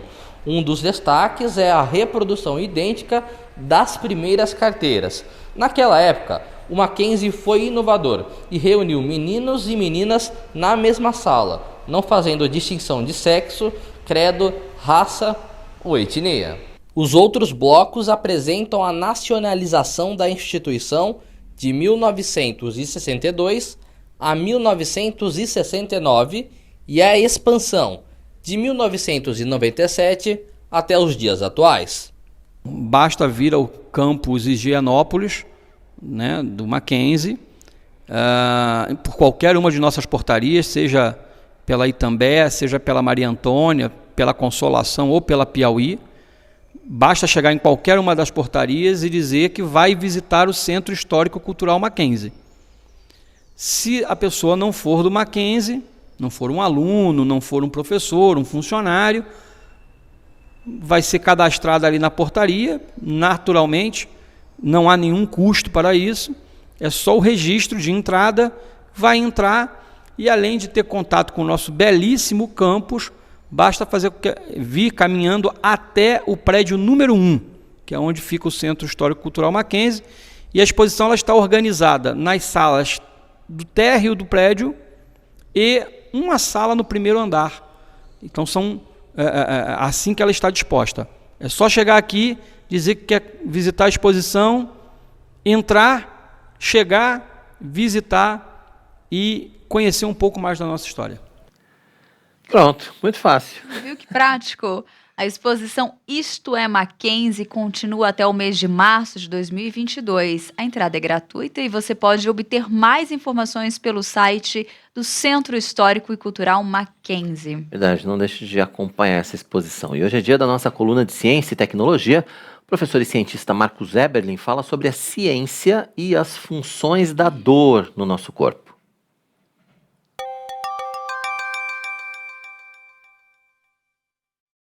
Olá pessoal, bem-vindos a mais uma coluna de Ciência e Tecnologia aqui nas Notícias do Bem, IPP-TV. E hoje falarei sobre a ciência da dor. Às vezes, talvez, você já tenha se perguntado, por que será que Deus nos fez com essa capacidade de sentir dor? Não seria muito melhor se não sentíssemos dor? É um dilema semelhante à existência do mal. A gente fica se perguntando, Deus criou o mal, Deus criou a dor, por que motivo? Qual foi a intenção? E ficamos pensando que a vida seria muito melhor sem sentirmos dor. Será? Será que a ciência tem mostrado que a dor é uma bênção ou uma maldição? Olha, pessoal, a dor é uma bênção. Ela tem muitas funções. Ela nos avisa precocemente, é um alerta precoce de problemas. E quanto mais intensa a dor, provavelmente maior a preocupação com esse problema. Numa apendicite, por exemplo, a dor é muito intensa, pedras no rim. Agora, dores menos intensas, talvez o problema não seja tão sério. Então, alerta precoce, calibrado, de acordo com a urgência e a necessidade. Órgãos mais sensíveis também doem mais, todos nós sabemos. Então, há uma calibração magnífica. Imagina se doesse muito se você sentasse numa cadeira ou se andasse com seus pés descalços. A dor só vem em situações extremas. Quando você pisa em um prego, por exemplo, o reflexo é imediato. O nosso cérebro nem sequer espera para que tenhamos consciência de que pisamos naquele prego. É um reflexo imediato. Sensores na nossa pele mandam sinais elétricos para o nosso cérebro que de volta comanda os nossos músculos para que reajam imediatamente no sentido de aliviar aquela dor. Muito antes da gente mesmo perceber o problema e imaginar que ação que teríamos. Fantástico, não é? Então a dor é uma bênção. Na academia, eles dizem assim, no pain, no gain. Sem dor você não tem nenhum benefício muscular. Mas o lema deveria ser um pouco diferente. No pain, no life. Sem dor, sem vida. É isso que a ciência tem mostrado. Por exemplo, algumas crianças nascem com um problema, uma patologia, conhecida como analgesia congênita. Quando as crianças nascem com essa analgesia congênita, elas não sentem dor. Há um problema no canal de sódio das suas células, uma mutação deletéria, porque as mutações são deletérias, são do mal. Mutação não causa nada novo, só destrói a magnífica máquina da vida. E, sem sentir dor, essas crianças perdem a noção do perigo completamente. Então elas colocam, por exemplo, a sua mão sobre uma chapa quente e escutam, não é, o ruído e falam: opa, olha que legal. Elas estão jogando futebol, quebram o seu pé, fraturam os seus ossos, colocam duct tape, uma fita, e continuam jogando futebol. Elas mordem e tiram pedaços das suas próprias línguas, casos reais, pulam do 2º, 3º andar como super-homens. E é extremamente difícil cuidar dessas crianças. Você precisa ter irmãos, pais, com atenção constante e diária. Crianças assim, muitas nem sequer chegam à idade adulta, morrem antes por automutilações que causam a si mesmas. Terrível, não é? Então a dor é uma bênção, é um sensor calibrado que Deus colocou em nós para que pudéssemos ter a percepção do perigo e a percepção de patologias. Mas aí você diria: mas Marcos, há casos em que sentimos dores crônicas que persistem por meses, anos, pessoas, não é, com dores de cabeça, dores na coluna e tudo mais. Bom, isso não estava no plano original. Consequências da queda.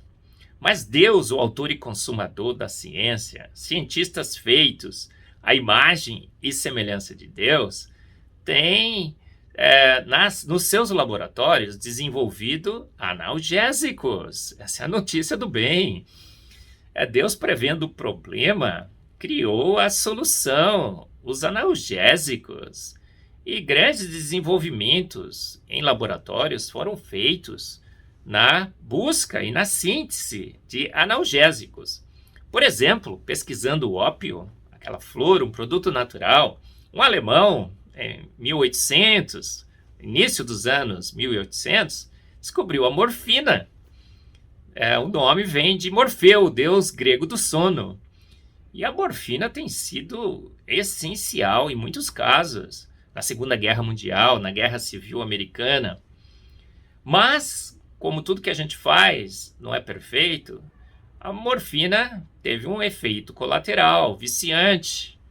Então, os homens continuaram no seu empreendimento científico através da ciência, procurando melhores analgésicos, mais potentes do que a morfina, mas não viciantes. E hoje nós temos uma ampla coleção. Nós temos, quando seus filhos têm dor, né, você tem lá paracetamol, ibuprofeno, várias drogas, a dipirona, AAS. Então, a ciência criada por Deus e exercida por homens criados à imagem e semelhança desse grande Deus, tem desenvolvido drogas e mais drogas cada vez mais potentes e cada vez melhores, sem os seus efeitos colaterais, para combater esse mal, decorrência da queda. Adão e Eva não sentiam dor mais do que deveriam, imagino eu. Então, a ciência da dor nos mostra o quê?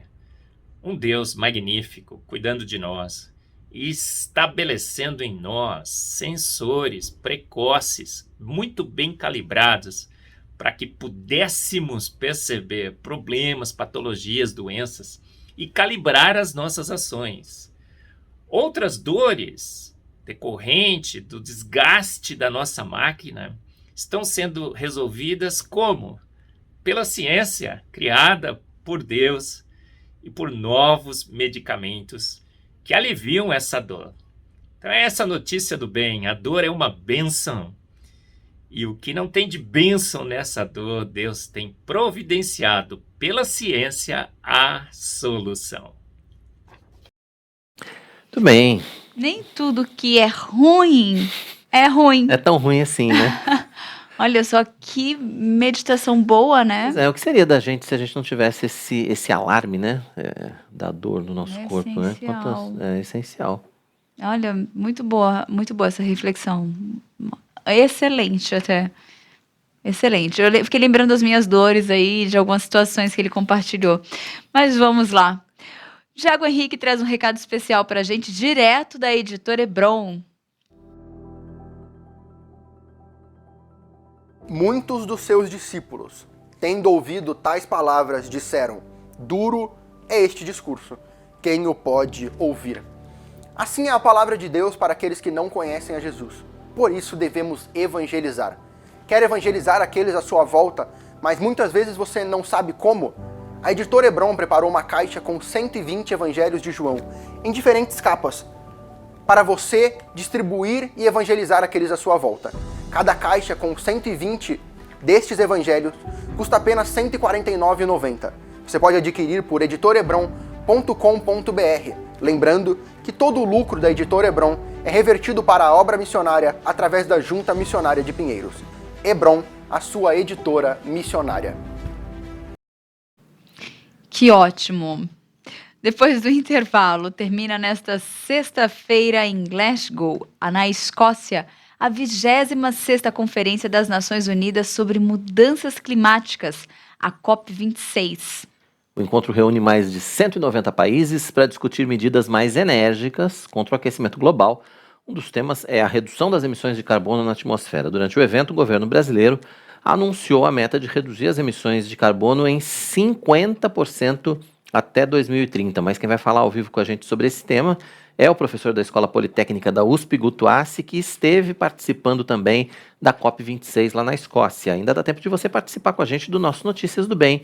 Deixe a sua pergunta, faça seu comentário no chat do nosso canal, deixe o seu boa tarde, diga de onde você está falando. Use esse espaço para que nós possamos interagir. Nós vamos para mais um intervalo, mas é muito rápido. Daqui a pouquinho, o Notícias do Bem da sua quarta-feira vai estar de volta para falar sobre os desafios da redução de emissão de gases. Vamos lá.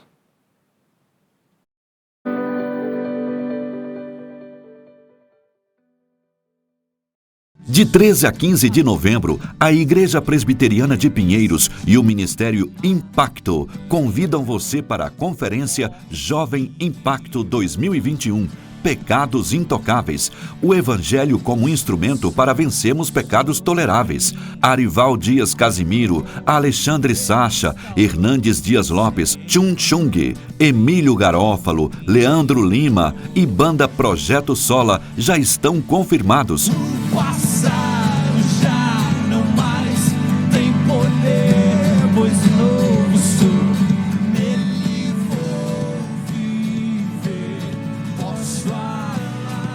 E você é o nosso convidado. Acesse ministérioimpacto.com e faça sua inscrição. As vagas são limitadas.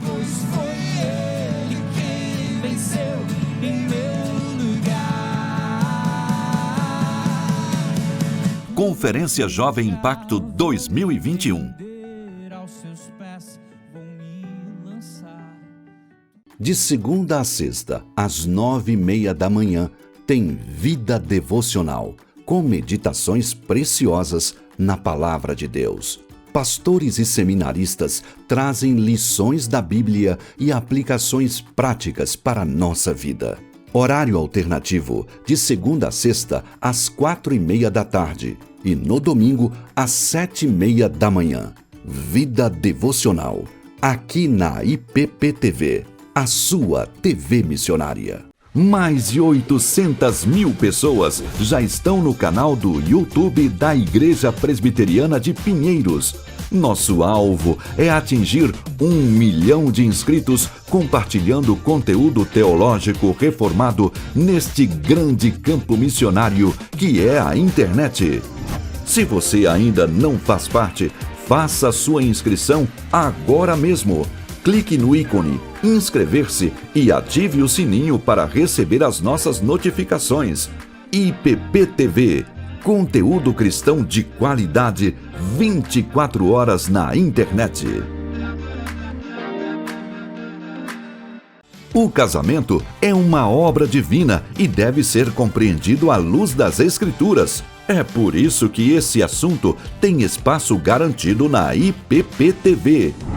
Para trazer ensinamento para a sua família, para a vida do casal, para que sejam fortalecidos, né? Sim, um ensinamento prático, né, da palavra de Deus.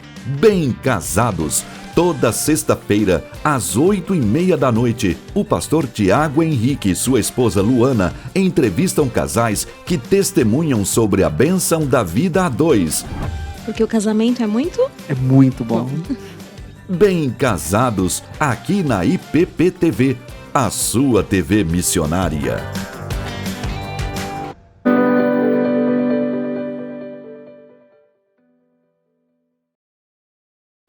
Estamos de volta, último bloco do nosso Notícias do Bem desta quarta-feira. Hoje é 10 de novembro, você acompanhando com a gente as informações que fazem parte do nosso dia a dia e, é claro, todas as notícias também aqui da Igreja Presbiteriana de Pinheiros e dos campos da nossa junta missionária. Esse é o Notícias do Bem, de segunda a sexta, sempre às 11h30 da manhã para você aqui, né? Exatamente. Então eu peço que você continue participando aqui. Quero mandar um abraço para Wanda Almeida, que está participando, hein, Wanda? Saudade de você. A Rosineide também está aqui mandando um abraço.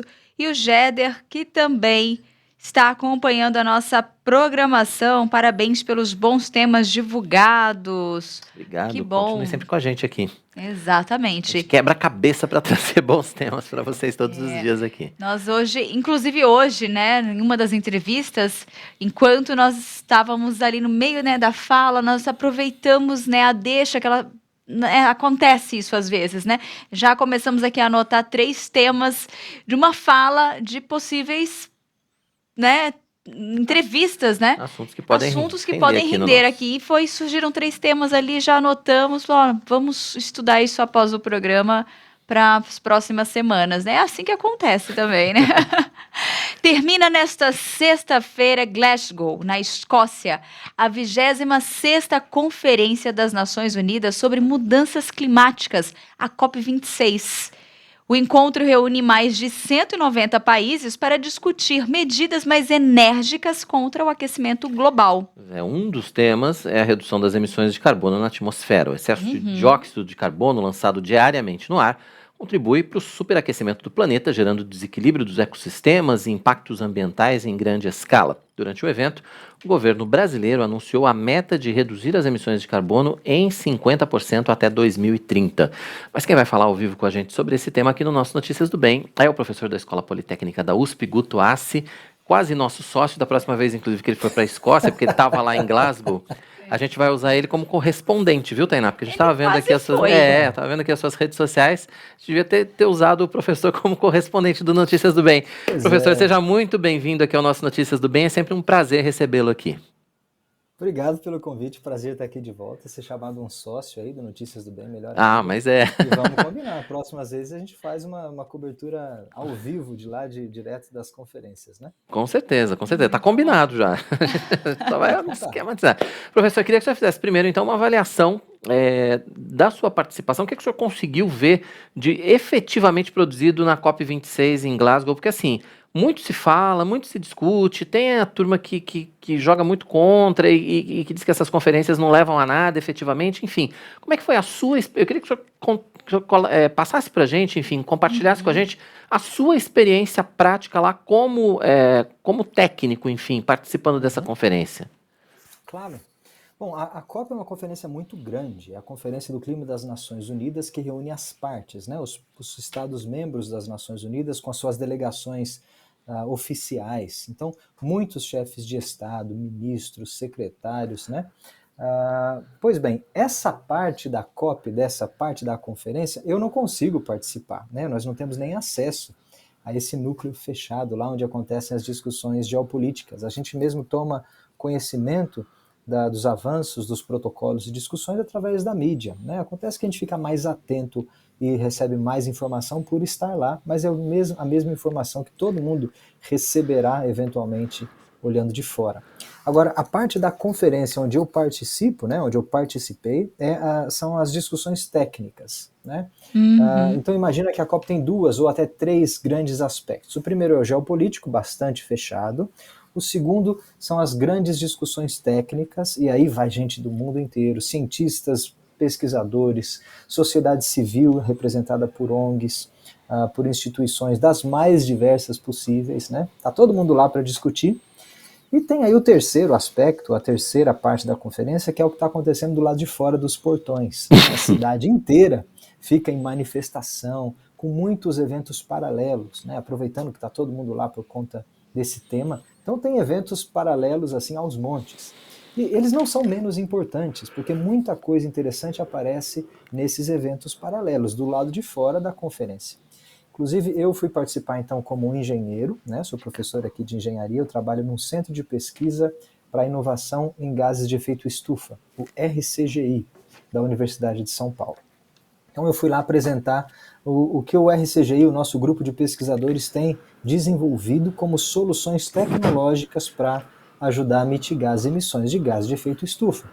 E um dos eventos mais interessantes que eu participei foi lá do lado de fora, um evento paralelo, com vários centros de pesquisa do mundo inteiro discutindo intercâmbio de soluções e até novas tecnologias para a mitigação dos gases de efeito estufa. Agora, qual sensação que se tem estando lá dentro, né? Afinal de contas, é muito legal participar de uma conferência dessa, tem muita coisa interessante, muitos palestrantes de primeira linha. Imagina, você está lá do lado de Barack Obama, né, de Sebastião Salgado, do Brasil, e vários outros dando opinião importante para essa discussão. Agora, a grande lição que a gente tira dessa COP26, lembrando que é a 26ª conferência, né, no assunto, então já tem bastante coisa desenvolvida. A primeira foi a Rio 92, lembra? Aqui no Brasil. Então nós estamos aí 26 conferências após a Rio 92, e a primeira constatação é do lado científico, né? Ou seja, a ciência nos informa que não há mais dúvidas de que o aquecimento do planeta é causado pela ação humana. Okay? Então esse é o fato muito importante, de que não resta mais dúvidas. Ainda existia alguma incerteza, agora já não temos mais. O homem, na maneira como vive, como emite gases de efeito estufa, aquece o planeta. E tem aquecido desde a Revolução Industrial. Agora, o segundo ponto importante está relacionado à prontidão da tecnologia. Nós temos que fazer alguma coisa? O que é que nós vamos fazer? Nós temos tecnologia para reverter o aquecimento global? Então, a boa notícia, falando aí a notícia do bem, é que o avanço tecnológico, nesse momento, na COP26, já foi reconhecido como bastante avançado. Então, nós já temos boa tecnologia, dá para aplicar, né? Tem ferramenta que a humanidade pode aplicar para a redução das emissões. Isso é boa notícia. Está prontinho já? Ainda não, mas está quase lá. E o terceiro aspecto, então, é o geopolítico, né? E esse é muito incerto. É um jogo de um xadrez aí muito complicado. Imagina, são interesses bastante diferentes, de nações muito diferentes no mundo inteiro. Então, no tabuleiro geopolítico, é importante que os países assumam seus compromissos, né? E o Brasil assumiu e declarou compromissos recentemente no combate às mudanças climáticas, e consigam respaldo das partes, inclusive se exponham à pressão das partes para honrarem com seus compromissos. E aí, nesse cenário, a mensagem principal dessa COP foi a seguinte: o tempo está acabando. Está nítido que nós perdemos muito tempo nas discussões, não dá mais para ficar discutindo, agora é hora de botar, como é que fala, boiada para fora, tem que fazer alguma coisa, né? E aí a questão do tempo é crucial. E a grande pergunta que aparece da COP26 não é mais o que fazer. A pergunta que surge na COP26 agora, que é a pergunta do momento, é como fazer e quando, né? Em quanto tempo a gente vai ter para fazer. Por isso que quando o Brasil anuncia aí metas de redução das emissões, como você disse, né? 50% na redução das emissões até 2030, neutralidade de emissões até 2050, fim do desmatamento até 2028. Gente, esses são números muito expressivos. Tem muita bagagem, muita coisa por detrás.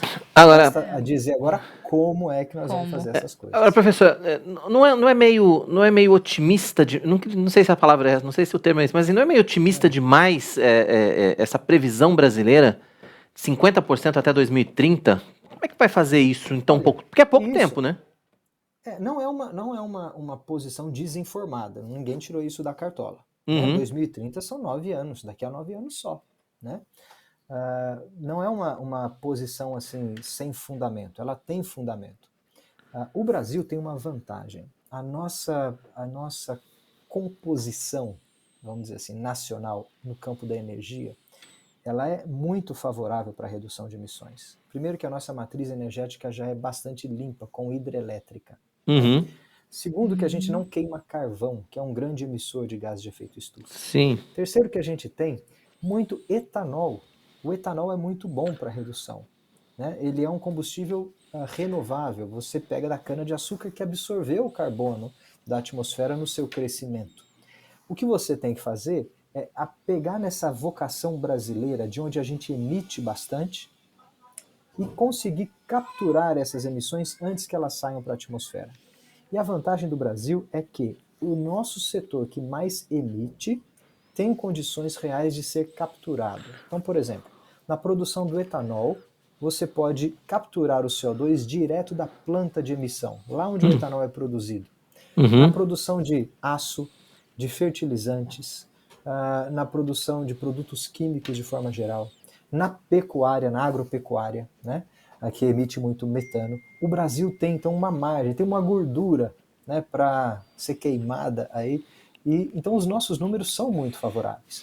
Mais favoráveis até do que países da Europa que têm muito mais desejo de reduzir as emissões e não tem uma equação climática ou industrial favorável. Então, o Brasil tem o desejo, esperamos isso, tem o potencial natural de recursos e tecnologia e esperamos agora políticas públicas que vão colocar o Brasil de novo no mapa e levar a gente adiante. Quando a gente pensa na redução de CO2, como você falou, a gente tem matrizes energéticas limpas e tal. A grande questão seria o transporte. A gente pode pensar assim. E quando a gente pensa na emissão de metano pelo agronegócio, principalmente pela pecuária, a gente tem que pensar obrigatoriamente em redução de rebanho? Não necessariamente. Olha que interessante. Às vezes o primeiro erro muito simples é achar que a redução das emissões significa reduzir desenvolvimento ou dar um passo atrás no desenvolvimento industrial. Não é isso. Por exemplo, quando a gente emite CO2 da produção do etanol, eu não estou falando que a maior emissão sai lá do escapamento dos carros que queimam etanol. Sai lá da planta de produção do etanol. Sai, por exemplo, do maquinário agrícola utilizado na lavoura, que queima diesel. Então, a melhor forma de você neutralizar as emissões do etanol é aumentar o uso do etanol sobre a gasolina, porque o etanol você consegue capturar o carbono lá na planta de produção, lá em Ribeirão Preto, lá nas usinas de açúcar, né? E se você trocar agora o caminhão a diesel, ou o trator, a colheitadeira, por um combustível limpo. Se você pegar lá na fábrica de fertilizante, que emite CO2 para a fabricação de fertilizante, capturar o CO2 lá, o fertilizante que vai para o etanol já é com uma pegada zero. Se você agora usa o próprio bagaço da cana-de-açúcar para aquecer as caldeiras, e você captura o dióxido e o monóxido de carbono dessa queima, você captura. Tá vendo como são várias fontes? Então, na equação do etanol como um todo, mesmo que você continue queimando etanol nos carros, na rua, essa queima do etanol pelos carros é uma queima neutra ou negativa, porque lá no processo, na raiz, você capturou. Então, a mesma coisa acontece com a exploração de óleo e gás lá do pré-sal. Tirar o metano lá debaixo da terra, que é usar combustível fóssil, pode ser uma solução importante porque eu posso guardar de novo o carbono de onde eu tirei. Então não tem problema em tirar o metano. O que eu preciso é saber usar o metano para não emitir o carbono. E por último, você falou aí do metano da pecuária, né? Ora, o Brasil é o maior emissor de metano do mundo relacionado à pecuária, né? E a emissão do metano está relacionada ao aparelho digestivo da vaca, né? Capim lá e produz muito gás metano no processo. E o rebanho brasileiro é gigantesco e a gente é o maior exportador de carne bovina do mundo. E o brasileiro não vai assim tão facilmente parar de comer carne, né? Nem de exportar carne. A nossa balança depende muito disso. Então, qual que é a solução aí? Ora, é produzir carne bovina de uma maneira muito mais eficiente. No ciclo da pecuária todo, existe maquinário a diesel, existe energia usada nos frigoríficos, na refrigeração, que emite CO2. Existe um monte de coisas, não apenas o gás da vaca, e também existe o gás da vaca que pode ser muito melhorado apenas com a melhoria da pastagem, ou seja, do alimento que você dá para o gado. Então, não é aí diminuir a tecnologia, não, é ao contrário, é aumentar a tecnologia associada à pecuária para que as emissões diminuam, né? Então tem muita pesquisa, e aqui no nosso centro, no RCGI, na USP, a gente estuda inclusive soluções baseadas na natureza, relacionadas à agropecuária, que vão aí ao encontro da redução das emissões de lavouras e de pecuária também. Muito bom. Então, assim, fazendo uma análise geral, o Brasil tá bem posicionado, acho que nessa questão, né? Isso, o Brasil tem um potencial muito favorável. Como eu já falei, recursos naturais, matriz energética já bastante limpa, indústrias de expressividade, de grande quantidade, aonde se pode capturar. O Brasil sempre foi um protagonista nessa discussão climática, desde a Rio 92, né? Depois da Rio +20, e o Brasil liderou muitos avanços nessa discussão. De um tempo para cá, até um pouco seguindo aí a esteira do governo Donald Trump nos Estados Unidos, que retirou os Estados Unidos do Acordo de Paris, né? O Brasil perdeu um certo protagonismo nessa pauta climática. Na verdade, o Brasil foi muito desacreditado para a COP26, né? O mundo queria ver o que é que o Brasil ia trazer para essa conferência de maneira oficial. E aí a verdade é a seguinte, nós precisamos reconhecer e assumir essa pauta climática com ações de nação que ultrapassam governos, porque isso não é um problema que se resolve em 4 anos, né? Que ultrapassam governos e que tem um comprometimento da sociedade bem instruída, entendendo que esse é um problema da nossa e das próximas gerações. E aí eu gosto de usar a analogia da pandemia, né? Ninguém gostou da pandemia de Covid-19. Ninguém gostou de ter a sua vida destruída, vamos dizer assim, para usar um termo bem grave, né? De maneira disruptiva por 2 anos. Mas a pandemia climática que se anuncia não vai durar 2 anos só não. Ela é muito mais longa, pega algumas gerações. Então a gente tem que se preparar e usar tecnologia e usar boa política pública para poder botar o Brasil de novo nesse cenário. Nós temos protagonismo? Temos, porque nós temos muito potencial. Precisamos agora assumir o nosso papel de diálogo, né, de participar lá na comissão de frente das discussões de mudança climática e mostrar o resultado. Com certeza, professor, a gente passaria a tarde toda aqui conversando sobre a sua experiência lá em Glasgow. Nós nem falamos da comida lá da Escócia, né? Olha, mas a comida, eu espero que o senhor tenha trazido a receita e depois o senhor faz em casa, convida a gente, não tem problema nenhum, a gente já experimenta, né? Eu vi que tem o vídeo do dia 1, do dia 2, do dia 3, do dia 4, eu não sei se algum dos vídeos o senhor chegou a comentar sobre a comida, mas... mas depois a gente faz um especial só sobre isso. Professor, obrigado mais uma vez pela sua participação com a gente aqui no Notícias do Bem e volte sempre, né? E da próxima vez, na próxima conferência, já está escalado aí para ser o nosso correspondente internacional, viu? Pode deixar. Obrigado pelo convite, até a próxima. Professor, muito obrigado. Deus abençoe a sua vida. Muito bom. Temos que encerrar, né? Tá na hora. Temos que encerrar, né? Porque o Notícias do Bem, né, chega ao fim. Lembrando você que o nosso encontro é de segunda a sexta, sempre às 11h30, com horário alternativo às 6 da tarde. E você pode ver e rever o Notícias do Bem e todos os programas da IPP TV quando e onde quiser no canal IPP Play? Muito fácil. Acesse youtube.com/IPPplay, faça a sua inscrição, ative o sininho para receber as notificações, não deixe de compartilhar com a família, com os amigos. O IPP Play é o primeiro canal de streaming cristão reformado gratuito, 24 horas por dia na internet. Você está com a gente aqui na nossa edição ao vivo, você vai ficar agora então com o Marcos Melo e os seus convidados especiais no Conversa da Tarde. Se você está acompanhando o nosso horário alternativo das 18 horas, a partir de agora, tem culto restaurado pela palavra, hoje com a participação muito especial do reverendo Roster Guimarães, ele que é presidente da APECOM, pastor titular da Igreja Presbiteriana Unida aqui em São Paulo. Então, a gente volta amanhã, se Deus quiser, 11h30 da manhã, contando com você. É isso mesmo, então até amanhã, né? Tchau.